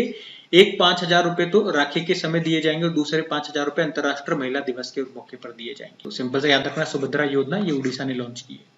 फिर अगले प्रश्न में एक और योजना आ गई, दीनदयाल स्पर्श योजना। इसको किसने शुरू किया? तो डाक विभाग ने इसको शुरू किया है। तो डाक विभाग ने अभी देश के छात्रों के बीच फिलैटली को प्रोत्साहित करने के लिए ही ये दीनदयाल स्पर्श योजना शुरू की है। फिलैटली का मतलब क्या होता है? डाक टिकटों के संग्रह या उसके अध्ययन को फिलैटली कहते हैं। तो याद रखना कौन सी योजना है हमारी? दीनदयाल स्पर्श योजना डाक विभाग ने शुरू किया है, ये ध्यान रखना। अगला प्रश्न देखते हैं। फिर अगले प्रश्न में पूछ रहे हैं क्या विश्व का पहला सफल मोबाइल लॉन्च हाइब्रिड रॉकेट ये कौन सा है? तो आंसर होगा रूमी 1। थोड़ा सा इसके बारे में आपको बताता हूँ। तो अभी भारत ने दुनिया का पहला मोबाइल हाइब्रिड रॉकेट जिसका नाम रूमी 1 है, इसको अभी सफलतापूर्वक लॉन्च कर दिया है। साथ में ये भी याद रखना कि ये जो रूमी 1 है ये भारत का पहला रीयूजेबल हाइब्रिड रॉकेट है। हाइब्रिड का क्या मतलब होता है? हाइब्रिड मतलब आप समझते हो, जो एक से ज्यादा चीजों जिसमें होती है। अब यहाँ पे हाइब्रिड रॉकेट का यहाँ पे मतलब ये हो गया, ये ठोस ईंधन सॉलिड फ्यूल से और लिक्विड फ्यूल दोनों से ये चलता है, इसलिए इसको हाइब्रिड कहा है। और हमने कहा ये भारत का पहला रीयूजेबल हाइब्रिड रॉकेट है। बात करें इसको किसने लॉन्च किया, तो स्पेस जोन इंडिया जो स्टार्टअप है, जो कंपनी है, चेन्नई का स्टार्टअप है, उसने इसको लॉन्च किया है। कहां से लॉन्च किया? तो तमिलनाडु में चेन्नई के पास एक गांव है थिरुविंडथई, वहां से इसको लॉन्च किया गया है। अपने साथ ये कुछ सैटेलाइट्स लेकर के गया है, 3 क्यूबसैट और 50 पिको उपग्रह को ये लेकर के गया, उनको अपने ऑर्बिट में इसने छोड़ दिया है। क्या क्या बातें याद रखनी है? दुनिया का पहला मोबाइल हाइब्रिड रॉकेट है, उसका नाम क्या है? रूमी 1 है। और ये आपका भारत का पहला रीयूजेबल हाइब्रिड रॉकेट भी है। कहां से इसको लॉन्च किया? तमिलनाडु में चेन्नई के पास से इसको लॉन्च किया है। किस कंपनी ने बनाया है? स्पेस जोन इंडिया कंपनी ने इसको बनाया है। ठीक है, अगला प्रश्न देखते हैं। फिर अगले प्रश्न में पूछ रहे हैं अभी हमारे केंद्रीय शिक्षा मंत्रालय ने, शिक्षा मंत्री कौन है? धर्मेंद्र प्रधान है। तो इन्होंने किस नाम से एक ई पत्रिका, ई मैगजीन को लॉन्च किया है? तो आंसर होगा सपनों की उड़ान। तो शिक्षा मंत्रालय ने अभी एक ई मैगजीन को लॉन्च किया जिसका नाम सपनों की उड़ान है। एनसीईआरटी के सहयोग से इसको लॉन्च किया है। और इसका जो उद्घाटन है, मतलब जो पहली जो संस्करण है इसका सपनों की उड़ान का, इसका जो विषय है, थीम है अंतरिक्ष। इसका मतलब क्या हो गया? इसके अंदर जो भी कहानियां होंगी, जो भी किस्से होंगे, जो भी कविताएं होंगी, वो सब अंतरिक्ष से संबंधित होंगी। और अभी तो ये त्रैमासिक क्वार्टरली आएगी, बाद में हर महीने आने लगेगी। कौन सी भाषा में? अंग्रेजी और हिंदी भाषा में, दोनों भाषा में आएगी। तो सिंपल से याद रखेंगे, शिक्षा मंत्रालय ने अभी ई पत्रिका लॉन्च की है, उसका नाम बताओ। सपनों की उड़ान, बस इतना सा आपसे पूछेंगे, ये ध्यान में रखना। ज्यादा से ज्यादा उसका विषय आपसे पूछ सकते हैं। पहला जो संस्करण है उसका विषय क्या है, थीम क्या है? अंतरिक्ष यानी कि स्पेस। अगला देखते हैं। फिर अगले प्रश्न में क्या पूछ रहे हैं कि अभी अगस्त महीने में भारतीय क्रिकेटर कौन से वो भारतीय क्रिकेटर हैं जिन्होंने सभी फॉर्मेट से अभी संन्यास ले लिया? तो आंसर होगा शिखर धवन। वैसे मैंने आपको बताया था पूरे 2024 में अभी तक 3 क्रिकेटर हैं जिन्होंने ऑल फॉर्मेट से संन्यास लिया है। वो कौन कौन है? एक तो शिखर धवन है, और एक दिनेश कार्तिक है, और केदार जाधव है। ठीक है, ऑल फॉर्मेट से संन्यास लिया उसकी बात कर रहा हूं मैं, T20 वगैरह कुछ नहीं बोल रहा हूँ। तीनों के नाम याद रखने हैं आपको। अगला प्रश्न देखते हैं। फिर अगले प्रश्न में क्या पूछ रहे हैं कि भारत किस वर्ष में चंद्रयान 4 को लॉन्च करेगा? तो ये जो अभी बात है ये हमारे जो इसरो के अध्यक्ष हैं एस सोमनाथ, उन्होंने ही बोला है कि चंद्रयान 4 को हम कब लॉन्च करेंगे? तो 2027 में लॉन्च करेंगे। और ये 5 मॉड्यूल इसमें भेजे जाएंगे। ये देखो यहाँ पे लिखा हुआ है 5 अलग अलग इसमें मॉड्यूल होंगे। अभी जो चंद्रयान 3 हमारा गया था वो 3 मॉड्यूल उसमें भेजे गए थे। जो इंजन था, प्रपल्शन मॉड्यूल उसको बोला है, एक लैंडर था और एक रोवर था। आप लोग बताएंगे उसमें लैंडर और रोवर का नाम क्या था। ये आपके लिए होमवर्क प्रश्न हो गया, ठीक है। फिर अगला प्रश्न पूछ रहे हैं आपसे, अभी किस राज्य सरकार ने शिक्षा को बढ़ावा देने के उद्देश्य से आरंभ कार्यक्रम शुरू किया। एग्जाम में यह आएगा प्रश्न कि आरंभ कार्यक्रम अभी किस राज्य ने शुरू किया है, तो सिंपल से याद रखेंगे पंजाब ने। उद्देश्य मैंने आपको बता दिया, शिक्षा को बढ़ावा देना इसका मुख्य उद्देश्य है। कौन सा कार्यक्रम? आरंभ कार्यक्रम, पंजाब। उद्देश्य शिक्षा को बढ़ावा देना। 3 पॉइंट ध्यान रखना। अगला प्रश्न देखते हैं। अच्छा, जो स्टूडेंट हमसे पहली बार जुड़ रहे हैं उनको बता दूं, देखो जो हमारी डेली करंट अफेयर्स की क्लास होती है वहां पे हर क्वेश्चन में आपको डिटेल में बताता हूँ। तो ये हमारी डेली करंट अफेयर्स की क्लास नहीं है, आप इसे यूं समझो कि हम ये रिवीजन कर रहे हैं, ठीक है। और रिवीजन ऐसे ही किया जाता है, थोड़ा थोड़ा जो भी उस प्रश्न से इंपॉर्टेंट बातें वही मैं आपको बता रहा हूँ, फालतू चीजें नहीं बता रहा हूँ। क्योंकि बहुत सारे क्वेश्चन हमें क्विक रिवाइज करने हैं, जो हमने पढ़ लिया है उसका यहाँ हम रिविजन कर रहे हैं। तो रिवीजन ऐसे ही किया जाता है। यहाँ पे भी अगर मैं डिटेल में बताने लगूंगा तो फिर उसमें और इसमें क्या अंतर हो गया, और फिर टाइम भी बहुत लग जाएगा। तो डिटेल में पढ़ना है, डिटेल में पढ़ना चाहते हो तो डेली करंट अफेयर्स वाली क्लास आपके लिए फिर वही वाली बनी है। रिवीजन ऐसे ही किया जाता है। अगला प्रश्न देखते हैं। अगला प्रश्न बुक से है। बुक का नाम है the scientist entrepreneur empowering millions of women. इस बुक को किसने लिखा है, तो याद रखना कल्पना शंकर ने लिखा है। और इसको लॉन्च किसने किया है, सौम्या स्वामीनाथन ने इसको लॉन्च किया है। सौम्या स्वामीनाथन ये आप जानते हो वैसे तो, जो हमारे ग्रीन रिवोल्यूशन के जो पितामह यानी कि फादर ऑफ ग्रीन रिवोल्यूशन कहे जाते थे, MS स्वामीनाथन, ये उनकी बेटी है। और इन्होंने इस बुक को लॉन्च किया है, इसलिए बुक इंपॉर्टेंट बनती है। बुक का नाम याद रखना, किसने लॉन्च किया ये याद रखना। अच्छा, एक और कल्पना नाम मैंने यहाँ पे लिख दिया आपको कंफ्यूज करने के लिए, एग्जामिनर भी ऐसे करेगा। कल्पना किल्लावाला इनका नाम है। अब आप लोग बताएंगे इन्होंने अभी कौन सी बुक लिखी थी, ये आपके लिए होमवर्क प्रश्न हो जाता है। अगला प्रश्न देखते हैं हम। तो अगले प्रश्न में क्या पूछ रहे हैं कि अभी कनाडा की खनन फर्म ने 2492 कैरेट का दुनिया का दूसरा सबसे बड़ा भी हीरा कहाँ पे खोजा है। तो सिंपल सा याद रखेंगे, बोत्सवाना में खोजा है। अफ्रीकी देश ही है बोत्सवाना भी। अब आप पूछ सकते हो ये दुनिया का अगर दूसरा सबसे बड़ा है तो फिर पहला सबसे बड़ा कहाँ पे खोजा गया था और वो कितने कैरेट का था। तो वो साउथ अफ्रीका में खोजा गया था और ये बात है 1905 की। वो कितने कैरेट का था, 3106 कैरेट का। और ये इतने कैरेट का है, ये दुनिया का दूसरा सबसे बड़ा है जो कि बोत्सवाना में खोजा गया है। बोत्सवाना न्यूज में है ये देश, तो मैं आपको एक बार मैप में भी दिखा देता हूँ और स्टैटिक बता देता हूँ। ये अफ्रीकी महाद्वीप है, यहाँ पे मिलेगा आपको बोत्सवाना। कैपिटल गैबरॉन होती है, करेंसी है बोत्सवाना पुला। और बोत्सवाना में ही आप देखोगे आपको एक कालाहारी मरुस्थल मिलेगा। कौन सा? कालाहारी मरुस्थल मिलेगा और यहीं पे आपको बुशमैन जनजाति मिलेगी। ध्यान रखना ये। अगला प्रश्न देखते हैं। फिर अगले प्रश्न में पूछ रहे हैं क्या कि नेगोशिएबल इंस्ट्रूमेंट एक्ट के मामलों को संभालने के लिए देश का पहला, अब ये देश का पहला है तो प्रश्न इंपॉर्टेंट हो जाए, देश का पहला डिजिटल कोर्ट ये कहाँ पे शुरू हुआ है, तो ये शुरू हुआ है केरल में। और इसका उद्घाटन किया है सुप्रीम कोर्ट के जो जज हैं BR गवई ने। कहाँ पे? केरल में भी। कहा? केरल के कोल्लम में इसे स्थापित किया गया है। अब ये नेगोशिएबल इंस्ट्रूमेंट मतलब क्या होते हैं? नेगोशिएबल इंस्ट्रूमेंट मतलब होते हैं ऐसे दस्तावेज जिनका मौद्रिक मूल्य होता है। उदाहरण एग्जाम्पल के तौर पे मैं आपको दूं तो चेक कोई करेंसी तो है नहीं, कोई नोट तो है नहीं, खाली है तो बेकार है। लेकिन अगर मैं भर देता हूँ कि ये आपको इतने रुपए दिए जाते हैं, यहाँ पे मैंने आपको लिख दिया 10,000 रुपए, तो उसकी वैल्यू हो गई है। तो जैसे चेक के मामले या इस तरह के जो मामले होते हैं उनके लिए है ये कोर्ट, देश का पहला डिजिटल कोर्ट ऐसे मामलों के लिए खोला गया केरल में। ये प्रश्न है, ये ध्यान रख। अगला देखते हैं। फिर अगले प्रश्न में क्या पूछ रहे हैं कि अभी ऑनलाइन समन और वारंट जारी करने के नियमों को अधिसूचित करने वाला पहला राज्य कौन सा बन गया है, तो इसका उत्तर हो जाएगा मध्य प्रदेश। इसका मतलब ये हो गया जो समन होते हैं, जो वारंट होते हैं, उनको अब डिजिटल माध्यम से आप जैसे कि व्हाट्सएप के थ्रू, ईमेल के थ्रू आप भेज सकते हो। इससे क्या फायदा होगा? समय की बचत होगी और न्यायिक प्रक्रिया भी तेज हो जाएगी। तो याद रखेंगे ऑनलाइन समन और वारंट जारी करने के नियमों को अधिसूचित करने वाला पहला राज्य कौन सा? मध्य प्रदेश बन गया है। फिर अगला प्रश्न इंपॉर्टेंट रहेगा कि यूनिफाइड पेंशन स्कीम। अच्छा, यूनिफाइड पेंशन स्कीम को आपको समझना होगा। इसके लिए एक छोटा सा वीडियो मैंने आपको बना करके दिया था, तो आप उस वीडियो को जरूर देख लीजिएगा अगर आपने नहीं देखा है तो। इसको समझना आप लोगों के लिए जरूरी है, क्योंकि प्रश्न बनेगा तो भी आप कर पाओगे और वैसे नॉलेज वाइज तो आपको पता होना ही चाहिए। तो अभी हम बात कर रहे हैं यूनिफाइड पेंशन स्कीम को लागू करने वाला पहला राज्य कौन सा बन गया है, तो ये आप जरूर याद रखेंगे, ये बन गया है महाराष्ट्र।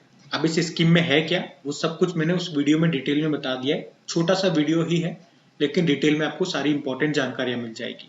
अभी अगला प्रश्न देखते हैं। फिर अगले प्रश्न में क्या पूछ रहे हैं कि माउंट किलिमंजारो को फतह करने वाले सबसे कम उम्र के एशियाई भी कौन बन गए हैं, तो इनका तो उत्तर हो जाएगा, इस प्रश्न का उत्तर हो जाएगा तेगबीर सिंह।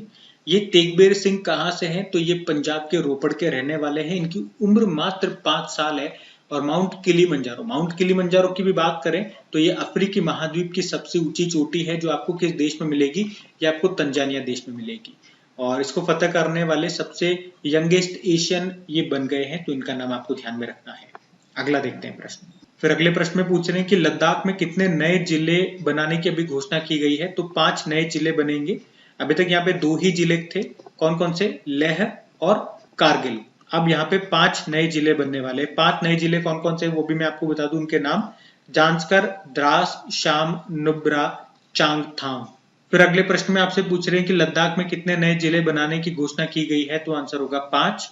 और आपको पता है अभी तक लद्दाख में केवल 2 ही जिले थे, लेह और कारगिल, लेकिन अब 5 और नए जिले बनने वाले हैं। उनके नाम भी आप देख लो, जांस्कर, द्रास, शाम, नुब्रा और चांगथांग।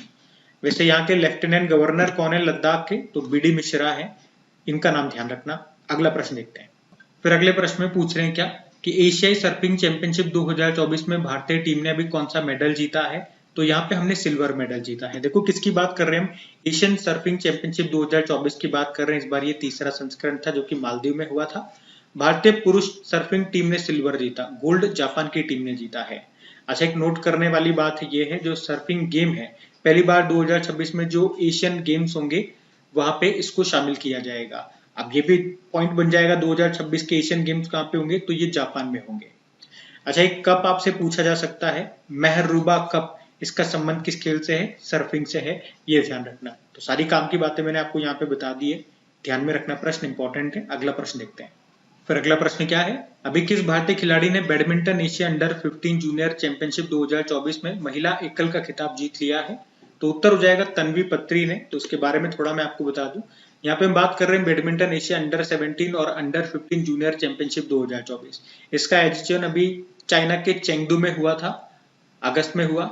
और यहाँ पे अंडर 15 जूनियर चैंपियनशिप की अगर बात करते हैं तो यहाँ पे 14 साल की उड़ीसा की एक बच्ची है, तन्वी पत्री इनका नाम है। और अभी इन्होंने यहाँ पे महिला एकल वुमेन सिंगल का टाइटल जीत लिया है। वियतनाम के प्लेयर को इन्होंने यहाँ पे फाइनल में हराया। और इस तरह से ये पॉइंट इंपॉर्टेंट बन जाता है कि ये जो चैंपियनशिप है एशियाई अंडर 15, इसमें वुमेन सिंगल या एकल खिताब जीतने वाली ये तीसरी भारतीय महिला खिलाड़ी बन गई है। इनसे पहले 2 कौन थी, 2017 में सामी याया इमाद और 2019 में तस्नीम मीर ने जीता था। और अब तीसरी बार इन्होंने जीत लिया है। नाम क्या है इनका, तन्वी पत्री है। कौन सी चैंपियनशिप जीती है वो भी मैं आपको बता दिया, badminton Asia under 15 junior championship में ये विजेता रही है। वहीं अंडर 17 में भी एक पुरुष एक मेडल लेकर के आए हैं, लेकिन वो ब्रॉन्ज मेडल है। उनका भी नाम मैं आपको बता दूं, ज्ञान दत्तू उनका नाम है, लेकिन इनका नाम हमारे लिए ज्यादा इंपॉर्टेंट रहेगा। वुमेन सिंगल का यहाँ पे इन्होंने टाइटल जीता और ये खिताब जीतने वाली वो तीसरी भारतीय है। इसीलिए देखो, बैडमिंटन एशिया का मुख्यालय जरूर याद रखना, इसका मुख्यालय आपको मलेशिया में मिलेगा। फिर अगले प्रश्न में पूछ रहे हैं क्या दक्षिण भारत का पहला अंडरग्राउंड वातानुकूलित बाजार ये कहाँ पे खोला गया है, तो आंसर हो जाएगा बंगलुरु में। और इसका नाम क्या रखा है, पालिके बाजार। और किसकी तर्ज पर इसको डिजाइन किया गया है, तो दिल्ली का जो पालिका बाजार है उसी की तर्ज पर। आप देखोगे नाम भी मिलता जुलता है, इसका नाम दिल्ली वाले का पालिका बाजार है, इसका पालिके बाजार कर दिया है। तो याद रखना सिंपल सा, कहाँ पे, बंगलुरु में। अगला प्रश्न देखते हैं। फिर अगले प्रश्न में पूछ रहे हैं भी नाइट फ्रैंक के प्राइम ग्लोबल सिटीज इंडेक्स में कौन टॉप पे रहा है, तो टॉप पे रहा है मनीला। एक्चुअली में बताया क्या गया है यहाँ पे, जो रियल एस्टेट होता है, जो प्रॉपर्टी, उनकी कीमतें किसकी ज्यादा बढ़ रही है कहाँ पे, तो उसके हिसाब से ये रैंकिंग बताई गई है। तो मनीला किसकी कैपिटल है, फिलीपींस की कैपिटल है। यहाँ पे बताया गया कि 12 महीने में जो परसेंटेज में चेंज आया है प्रॉपर्टी के दामों में, वो यहाँ पे 26% है। 26% तक प्रॉपर्टी के दाम बढ़ गए हैं मनीला में, और इसके साथ इसको टॉप रैंक दिया गया। दूसरे स्थान पे मुंबई को रखा भारत से, यहाँ पे 13% दाम बढ़े, और दिल्ली में 10.6% दाम बढ़े, तो दिल्ली को तीसरे स्थान पे रहा। इस पूरी लिस्ट में आप देखोगे तो 3 भारतीय शहर हैं, बेंगलुरु भी है इसमें, 3.7% दाम बढ़े, और इसके साथ ये 15वें स्थान पर है। पहले 3 आप याद रख लो, हमारा काम हो जाएगा। कौन सा इंडेक्स है ये ध्यान रख लो, किसने जारी किया ये ध्यान रखेंगे। अगला प्रश्न देखते हैं। अगला प्रश्न क्या है कि कौन सा राज्य सार्वजनिक ईवी चार्जिंग स्टेशनों के साथ भारत में टॉप पर है, मतलब सबसे ज्यादा जो public electric vehicle charging station है वो कहां पर बताए गए हैं, ये प्रश्न है। तो आंसर होगा कर्नाटक में। कितने बताए गए कर्नाटक में? 5765। और दूसरे स्थान पे महाराष्ट्र है, यहाँ पे total public charging electric vehicle charging station 3728 है, तो ये दूसरे स्थान पर है। तीसरे स्थान पे यूपी है, चौथे पे दिल्ली है। तो पहला याद रख लेंगे, कर्नाटक में सबसे ज्यादा है पब्लिक ईवी चार्जिंग स्टेशन। वैसे वर्ल्ड इलेक्ट्रिक व्हीकल डे ये कब मनाते हैं? तो 9 सितंबर को मनाते हैं, ध्यान रखना। अगला देखते हैं प्रश्न। फिर अगले प्रश्न में क्या पूछ रहे हैं कि राइट टू डिस्कनेक्ट कानून अभी ये कहां पे लागू हो गया है? तो ऑस्ट्रेलिया में लागू हो गया है। शॉर्ट में मैं आपको समझा दूं सिंपल भाषा में इसका क्या मतलब हो गया। जैसे कि आप ऑफिस जाते हो, आपका ऑफिस का टाइम है मॉर्निंग में 10 से 5 तक, तो ऑफिस में रहोगे तो ऑफिस का काम आपको करना पड़ेगा, लेकिन 5 बजे बाद आपका ऑफिस खत्म हो जाता है, ऑफिस आवर खत्म हो गया, तो अब उसके बाद आप घर जाओ, पार्क में घूमने जाओ, कहीं पर भी जाओ, तो ऑफिस का अगर आपको कोई भी काम दिया जाए, ऑफिस का मैसेज आता है, ऑफिस का ईमेल आता है, ऑफिस की तरफ से फोन आता है कि ये काम कर दो यार, वो काम कर दो यार, तो अब आप यहाँ पे ये कानून लागू होने के बाद अपने ऑफिस वालों को मना कर सकते हो। चाहो तो उनका फोन ही मत उठाओ, चाहो तो उनका ईमेल ही मत खोलो, क्योंकि ये कानून आपको अधिकार देता है अपने ऑफिस से डिस्कनेक्ट होने का। उसके टाइम के बाद में आपको कोई जरूरत नहीं है ऑफिस का काम करने की। और ये उसका उद्देश्य क्या, ऐसा क्यों किया गया? ताकि भाई आपकी भी पर्सनल लाइफ है, आपका भी कोई प्राइवेट स्पेस है, आप भी उसे जैसे चाहो वैसे खर्च कर सकते हो। ऐसा नहीं दिन भर ही आप ऑफिस के काम में लगे रहो। तो ये सिंपल सा मतलब है, मैंने आपको समझा दिया सिंपल भाषा में। तो याद रखना भी इसका उत्तर ऑस्ट्रेलिया है। ऑस्ट्रेलिया न्यूज में है तो इसको देख लो एक बार। ये मैप में ऑस्ट्रेलिया है, कैपिटल कैनबेरा, ऑस्ट्रेलियन करेंसी यहाँ की करेंसी होती है, प्रधानमंत्री एंथनी अल्बनीज है। फिर अगले प्रश्न में पूछ रहे हैं कि पृथ्वी के ध्रुवों का अध्ययन करने के लिए भी फ्रेम 2 मिशन लॉन्च करने की घोषणा किसने की है? तो आंसर होगा स्पेस एक्स ने। ध्रुवों का अध्ययन करना यानी कि स्टडी ऑफ पोल्स, अर्थ के जो पोल्स है, नॉर्थ पोल साउथ पोल, उसकी स्टडी करेगा ये। उसके लिए कौन सा मिशन लॉन्च करेगा? फ्रेम 2 मिशन लॉन्च करेगा। इतना सा आपको ध्यान रखना है। अगला प्रश्न देखते हैं। फिर अगले प्रश्न में पूछ रहे हैं कि दुनिया का पहला, अब ये पहला है इसलिए प्रश्न इंपॉर्टेंट हो जाता है, फ्लेक्सिबल सोलर पैनल ये किसने डेवलप किया है? तो ऑक्सफोर्ड यूनिवर्सिटी ने। भाई अभी जो सोलर पैनल्स आते हैं जो हम छतों पे लगाते हैं, बहुत हार्ड होते होंगे, आप देखते होंगे किसके बने होते हैं, वो सिलिकॉन के बने होते हैं। अब ये जो फ्लेक्सिबल सोलर पैनल इन्होंने डेवलप किए हैं, इन्होंने कहा जो अभी ट्रेडिशनल जो हम देखते हैं जो सोलर पैनल आते हैं उससे भी ये 150 गुना पतले हैं और 5% ज्यादा इफेक्टिव है, ज्यादा ऊर्जा उत्पन्न करेंगे ये। मतलब इतने गुना तो ये पतले हैं, और जो नॉर्मल जितनी एनर्जी ये पैदा करते हैं उससे 5% ज्यादा ही ये बिजली पैदा करेंगे। मतलब प्लास्टिक की थैली आती है ना, बिल्कुल फ्लेक्सिबल सी, उसी तरह से होंगे। और आपके छत पे या जहां पर भी धूप आती है किसी भी ऑब्जेक्ट के ऊपर आप इसे लगा दो, ये सोलर पैनल की तरह काम करने लग जाएंगे। और अगर बात करें इसे किस मटेरियल से बनाया गया है, तो एक मटेरियल है पेरोवस्काइट, उससे इसको बनाया गया है। ठीक है, तो दुनिया का पहला फ्लेक्सिबल सोलर पैनल किसने डेवलप किया? ऑक्सफोर्ड यूनिवर्सिटी ने। मतलब मैंने आपको समझा दिया। फिर अगले प्रश्न में पूछ रहे हैं कि अभी किस राज्य ने मुख्यमंत्री सुख शिक्षा योजना शुरू की है? तो आंसर होगा हिमाचल प्रदेश सरकार ने। इसी तरह की एक योजना हिमाचल प्रदेश सरकार ने शुरू की थी। अब आप में से कौन वो स्टूडेंट हैं जो मुझे बताएंगे उस योजना का नाम? बिल्कुल इसी तरह की योजना है, बस एक शब्द चेंज हो गया है, शिक्षा की जगह वहां पे कुछ और आता है। चलो बताओ कौन कौन बताएंगे। बाकी इसके बारे में आपको बता दो, मुख्यमंत्री सुख शिक्षा योजना के बारे में, तो इसमें जो कमजोर महिलाएं हैं, आर्थिक रूप से कमजोर महिलाएं, जो विकलांग बच्चे हैं, उनके माता पिता को बच्चों की शिक्षा के लिए, उनके कल्याण के लिए वित्तीय सहायता दी जाएगी। कितने रुपए? 1000 रुपए प्रति मंथ दिया जाएगा। उनके माता पिता की जो इनकम है लेकिन 1 लाख रुपए से कम होनी चाहिए प्रति वर्ष, उन्हीं को इसका फायदा मिलेगा। तो ये ध्यान रखना योजना का नाम। अगला देखते हैं। फिर अगला प्रश्न पूछ रहे हैं कि अंडर 17 विश्व कुश्ती चैंपियनशिप 2024 में वुमेन सिंगल का खिताब किसने जीता है? तो आंसर होगा भारत ने जीता है। अच्छा, ये बात करें ये चैंपियनशिप हुई कहाँ पे? अंडर 17 वर्ल्ड रेसलिंग चैंपियनशिप 2024, तो जॉर्डन के अम्मान में हुई थी अभी अगस्त में ये। और वैसे जो भारतीय दल था इसमें पुरुष भी आ गए और महिलाएं भी आ गई। तो टोटल ने 10 मेडल जीते हैं, 5 गोल्ड है, 1 सिल्वर है और 4 ब्रोंज मेडल है। लेकिन अगर इसमें पुरुषों को मैं हटा दूं ना, तो महिलाओं में आप देखोगे 8 मेडल जीते हैं, 5 गोल्ड हैं, 1 सिल्वर है और 2 ब्रॉन्ज है। मतलब ये महिलाओं की हमने बात की है ना, और पुरुषों में 2 ब्रॉन्ज लेकर के आए बस। तो टोटल में तो टोटल 10 मेडल हो चुके हैं। और इसीलिए हमारा प्रश्न क्या था, देखो इस चैंपियनशिप में महिला एकल का खिताब किसने जीता है। फिर अगले प्रश्न में पूछ रहे हैं कि आरबीआई ने यूएलआई, या यूएलआई का मतलब क्या होता है, यही प्रश्न पूछ रहे हैं कि एल का अर्थ क्या है। तो पूरी फुल फॉर्म अगर पता होगी, यूनिफाइड लेंडिंग इंटरफेस, तो लेंडिंग यहाँ पे उत्तर हो जाएगा। पूरा नाम आपको ध्यान रखना है क्या ये? तो आरबीआई ने इसे यूपीआई के तर्ज पे लॉन्च किया है। यूपीआई तो मतलब आपको पता है ना, यूनिफाइड पेमेंट इंटरफेस। आप अपने मोबाइल से जो पैसा ट्रांसफर करते हो, टिक टिक टिक टिक बटन दबाया और पैसा चला जाता है दूसरे के अकाउंट में या आपके अकाउंट में आ जाता है, वो इसी के थ्रू आता है। तो ये तो पैसा भेजने का प्रोसेस हो गया, आपने पिन डाला और पैसा इधर से उधर चला जाएगा। उसी तरह से हम लोन लेते हैं, बहुत सारी एप्लीकेशन है प्ले स्टोर पे, बहुत सारी उसमें फेक भी है, फर्जी भी है।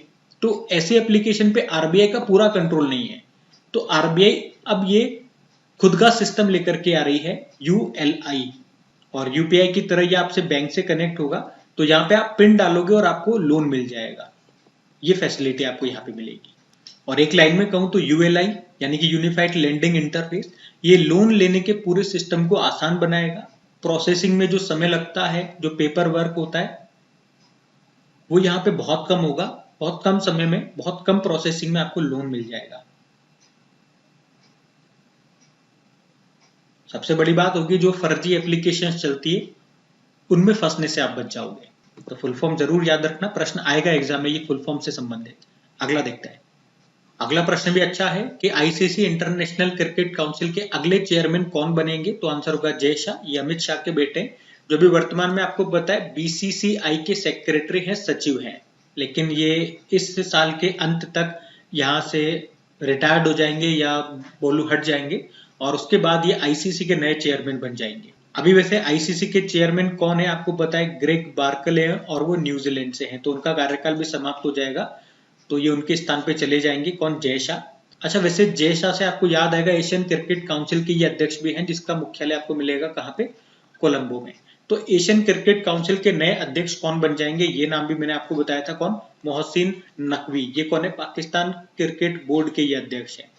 तो इस प्रश्न में मैंने आपको 2 अपॉइंटमेंट बता दिए हैं, इन दोनों को नाम याद रखना, जय शाह का और मोहसिन नकवी का। अगला देखते हैं। अगला प्रश्न बुक का है कि Modi's governance triumph reshaping India's path to prosperity, इस बुक को किसने लिखा है? तो इस बुक को लिखा है तरुण चुग ने। तरुण चुग ये कौन है? भाजपा महासचिव हैं और इन्होंने ही ये बुक लिखी है। अब इसको नई दिल्ली में लॉन्च किया था। बुक का नाम, लेखक का नाम याद रखना। अगला देखते हैं। अगला प्रश्न देखो, और पीछे मैंने आपसे ये प्रश्न पूछा भी था कि भैया नेस्कॉम की चेयरपर्सन अभी कौन बन गई है बताइए।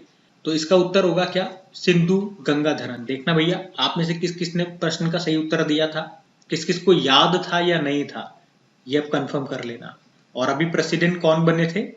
राजेश नाम्बियार उनका नाम है, मतलब उनको अपॉइंट कर दिया गया है। और चेयरपर्सन सिंधु गंगाधरन बन गई है। दोनों नाम याद रखना। फिर अगले प्रश्न में पूछ रहे भी नेशनल सिक्योरिटी गार्ड के नए डायरेक्टर जनरल अभी किसे बनाया गया है। तो नाम याद रखना, बी श्रीनिवासन इनका नाम है। और इन्होंने किनका स्थान लिया है? नलिन प्रभात का स्थान लिया। नेशनल सिक्योरिटी गार्ड की बात करेंगे, इसका मोटो होता है सर्वत्र सर्वोत्तम सुरक्षा। हेडक्वार्टर मानेसर हरियाणा में है। अगला देखते हैं। अगला प्रश्न पूछ रहे हैं कि अभी सितंबर में जो 8वीं एशियाई पुरुष हॉकी चैंपियंस ट्रॉफी 2024 होगी, ये कहाँ पे होगी? तो याद रखना ये चाइना में होगी। एशियंस हॉकी चैंपियंस ट्रॉफी, इस बार इसका ये 8वां संस्करण है, जो कि कहाँ पे होगा? चाइना में होगा। और इसमें जो भारतीय टीम है उसके कप्तान हरमनप्रीत सिंह है। और हमारे याद रखना मेंस हॉकी टीम के कोच का नाम क्रेग फुलटन है। इनका नाम एग्जाम में आ चुका है और ये कोच रहते हुए हमारी टीम बहुत अच्छा परफॉर्म कर रही है। पिछले साल जो एशियन गेम्स हुए थे वहां पे भी हमने मेडल जीता था। अभी जो पेरिस ओलंपिक हुए यहाँ पे भी ये हमारी टीम मेडल जीत के आई है। तो ये अच्छे कोच हैं, साउथ अफ्रीका से हैं, इनका नाम एग्जाम में पूछा जा चुका है, याद रखना ये। अगला प्रश्न देखते हैं। फिर अगला प्रश्न भी इंपॉर्टेंट है, क्या है, रेलवे बोर्ड के नए अध्यक्ष और सीईओ अभी कौन बन गए हैं? तो आंसर होगा सतीश कुमार बन गए हैं। सिंपल से याद रखना, क्या नाम है, सतीश कुमार है। और किनका स्थान इन्होंने लिया है? जया वर्मा सिन्हा का स्थान इन्होंने लिया है। और इस पद पर आने वाली, आपको पता है, ये पहली महिला थी, लेकिन अभी 31 अगस्त को ये रिटायर्ड हो गई है और अब नए बन गए हैं सतीश कुमार। ऑप्शन पे देख लो, सारे इंपॉर्टेंट है। अरविंद पनगड़िया अभी 16वें वित्त आयोग के सचिव बने थे, और एम खानविलकर लोकपाल अध्यक्ष बने हैं, और इंद्रमणि पांडे मैंने आपको बताया बिम्स्टेक के अभी सेक्रेटरी जनरल बने थे। अगला प्रश्न देखते हैं। फिर अगला प्रश्न क्या है कि भारत ने किस देश को सिग 716 असॉल्ट राइफल्स का दूसरा ऑर्डर दिया है? सिंपल सा पूछेगा प्रश्न कि सिग 716 ये जो असॉल्ट राइफल्स है, ये भारत किस देश से खरीद रहा है? तो याद रखना, अमेरिका से खरीद रहा है। और वहां पे एक कंपनी है सिग सौर, SAUER, ये हमें बना करके देगी ये सिग 716 असॉल्ट राइफल्स। ये हम दूसरी बार खरीद रहे हैं। कितने खरीद रहे हैं अभी दूसरी बार? 73,000 खरीद रहे हैं। कितने रुपए में? 837 करोड़ रुपए में। जो हमने पहला ऑर्डर दिया था वो हमने कितने का दिया था? 72,400 सिग 716 असॉल्ट राइफल्स हमने खरीदी थी 647 करोड़ रुपीस में। और इस तरह से अब हमारे पास 1.45 लाख ये असॉल्ट राइफल्स हो जाएंगी। इनकी रेंज जरूर ध्यान रख लेना, रेंज पूछी जा सकती है, 500 मीटर इसकी रेंज है। इतना सा याद रखना है जितना मैंने आपको बताया है। अगला प्रश्न देखते हैं। फिर अगले प्रश्न में क्या पूछ रहे हैं, अभी उत्तर प्रदेश के फुर्सतगंज रेलवे स्टेशन का नाम बदल के क्या कर दिया गया? तो इसका तो उत्तर हो जाएगा तपेश्वर धाम रेलवे स्टेशन। और मैंने आपको बताया था अभी टोटल 8 रेलवे स्टेशन के उत्तर प्रदेश ने नाम बदले हैं। तो ये 8 के नाम मैंने यहाँ पे लिख दिए हैं, मैं भी रुक के रीड ही करूंगा, तो आप वीडियो को पॉज करके इनको रीड कर लेना। अभी जो मैंने क्वेश्चन में पूछा वो फुर्सतगंज वाला था, तपेश्वर धाम इसका नाम कर दिया है। बाकी लिस्ट आपके सामने है, आप इसे रीड कर लो। हम अगला प्रश्न देखते हैं। फिर अगले प्रश्न में पूछ रहे हैं कि अभी 28 अगस्त 2024 को किस योजना ने 10 साल पूरे कर लिए अपने? तो प्रधानमंत्री जन धन योजना है। मैं इस प्रश्न से आपको यही बताना चाहता हूँ, प्रश्न एग्जाम में ये नहीं पूछेगा किसने 10 साल कर लिए, कितने क्या कर लिया, वो डायरेक्ट पूछ लेगा प्रधानमंत्री जन धन योजना के बारे में, क्योंकि अभी न्यूज में आ गई है। क्यों आ गई है? क्योंकि 10 साल पूरे कर लिए। तो सिंपल सा पूछेगा इस योजना को कब लॉन्च किया गया था, यही डेट हमारे लिए इंपॉर्टेंट है। 28 अगस्त 2014 को नरेंद्र मोदी ने इसको लॉन्च किया था। ये दुनिया की सबसे बड़ी वित्तीय समावेशन योजना है, फाइनेंशियल इंक्लूसिव ये इनिशिएटिव है। बाकी जो जीरो खाते या जीरो बैलेंस अकाउंट खोले गए थे वो इसी के अंतर्गत खोले गए थे, और उसमें ये सारी फैसिलिटी दी गई थी। सो सिंपल इसका याद रखेंगे, उद्घाटन कब किया गया था, कब लॉन्च की गई थी? 28 अगस्त 2014 को। अगला प्रश्न देखते हैं। फिर अगला प्रश्न पूछ रहे हैं कि सिंगल स्ट्रेन ओरल हैजा वैक्सीन जिसका नाम है हिलकोल, इसको अभी कहां पे लॉन्च किया गया है? तो आंसर होगा हैदराबाद में। थोड़ी सी इसकी बात करते हैं कि इस वैक्सीन को मुख्य रूप से बनाया किसने? तो भारत की एक वैक्सीन निर्माता कंपनी है भारत बायोटेक, हैदराबाद की ये कंपनी है, और इसी ने इसको बनाया है, निर्माण किया है। वैक्सीन का नाम हिलकोल है, और ये एक single strain oral cholera vaccine है। कोलेरा मतलब हैजा की वैक्सीन है, ओरल मतलब इसे मुंह से दिया जाता है, मौखिक रूप से दिया जाता है। ठीक है, तो वैक्सीन का नाम याद रखना, किसने बनाई है वो याद रखना। और हैजा जो है, कोलेरा जिसे आप अंग्रेजी में बोलते हो, ये बैक्टीरिया जनित रोग है। और कौन सा बैक्टीरिया? विब्रियो कोलेरा नामक बैक्टीरिया से होता है। अगर जैसे गंदा पानी पी लेते हैं, गंदा खाना खा लेते हैं, तो उन सबसे ये चीजें होती है। तो प्रश्न में यही आपसे पूछा था, ये 3 पॉइंट ही आपको याद रखने हैं। किस कंपनी ने बनाया, कौन सी वैक्सीन है, और कहां से इसको लॉन्च किया। अगला प्रश्न देखते हैं। फिर अगले प्रश्न में आपसे पूछ रहे हैं कि नेशनल स्पोर्ट्स डे, राष्ट्रीय खेल दिवस कब मनाया जाता है? आप सभी जानते हो 29 अगस्त को मनाया जाता है। और किन की याद में मनाया जाता है? तो मेजर ध्यानचंद जी की याद में उनकी जयंती को मनाया जाता है, जिन्हें हॉकी का जादूगर भी कहा जाता है। बाकी और ध्यान रखने वाली क्या बात है, एक ही याद रख लो, एकमात्र हॉकी खिलाड़ी जिनके सम्मान में सरकार ने स्मारक डाक टिकट जारी किया था, तो यही है मेजर ध्यानचंद। और इनके सम्मान में एक पुरस्कार दिया जाता है। वैसे पुरस्कार तो किसी और के नाम से शुरू किया गया था, खेल के क्षेत्र का भारत सरकार द्वारा दिया जाने वाला सर्वोच्च सम्मान राजीव गांधी की याद में शुरू किया गया था इसे 1991-92 में। लेकिन 2021 में सरकार ने मेजर ध्यानचंद के नाम पे इसका नाम रख दिया है।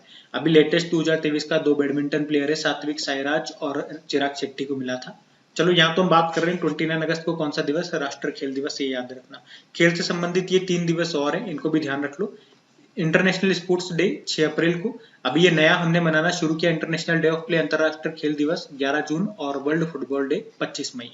ये इंपॉर्टेंट है, ध्यान में रखना। अगला प्रश्न देखते हैं। अगला प्रश्न भी इंपॉर्टेंट है, क्या है? CISF यानी कि सेंट्रल इंडस्ट्रियल सिक्योरिटी फोर्स, इसके नए महानिदेशक डायरेक्टर जनरल अभी किसे बनाया गया? तो राजविंदर सिंह भट्टी को बनाया गया है।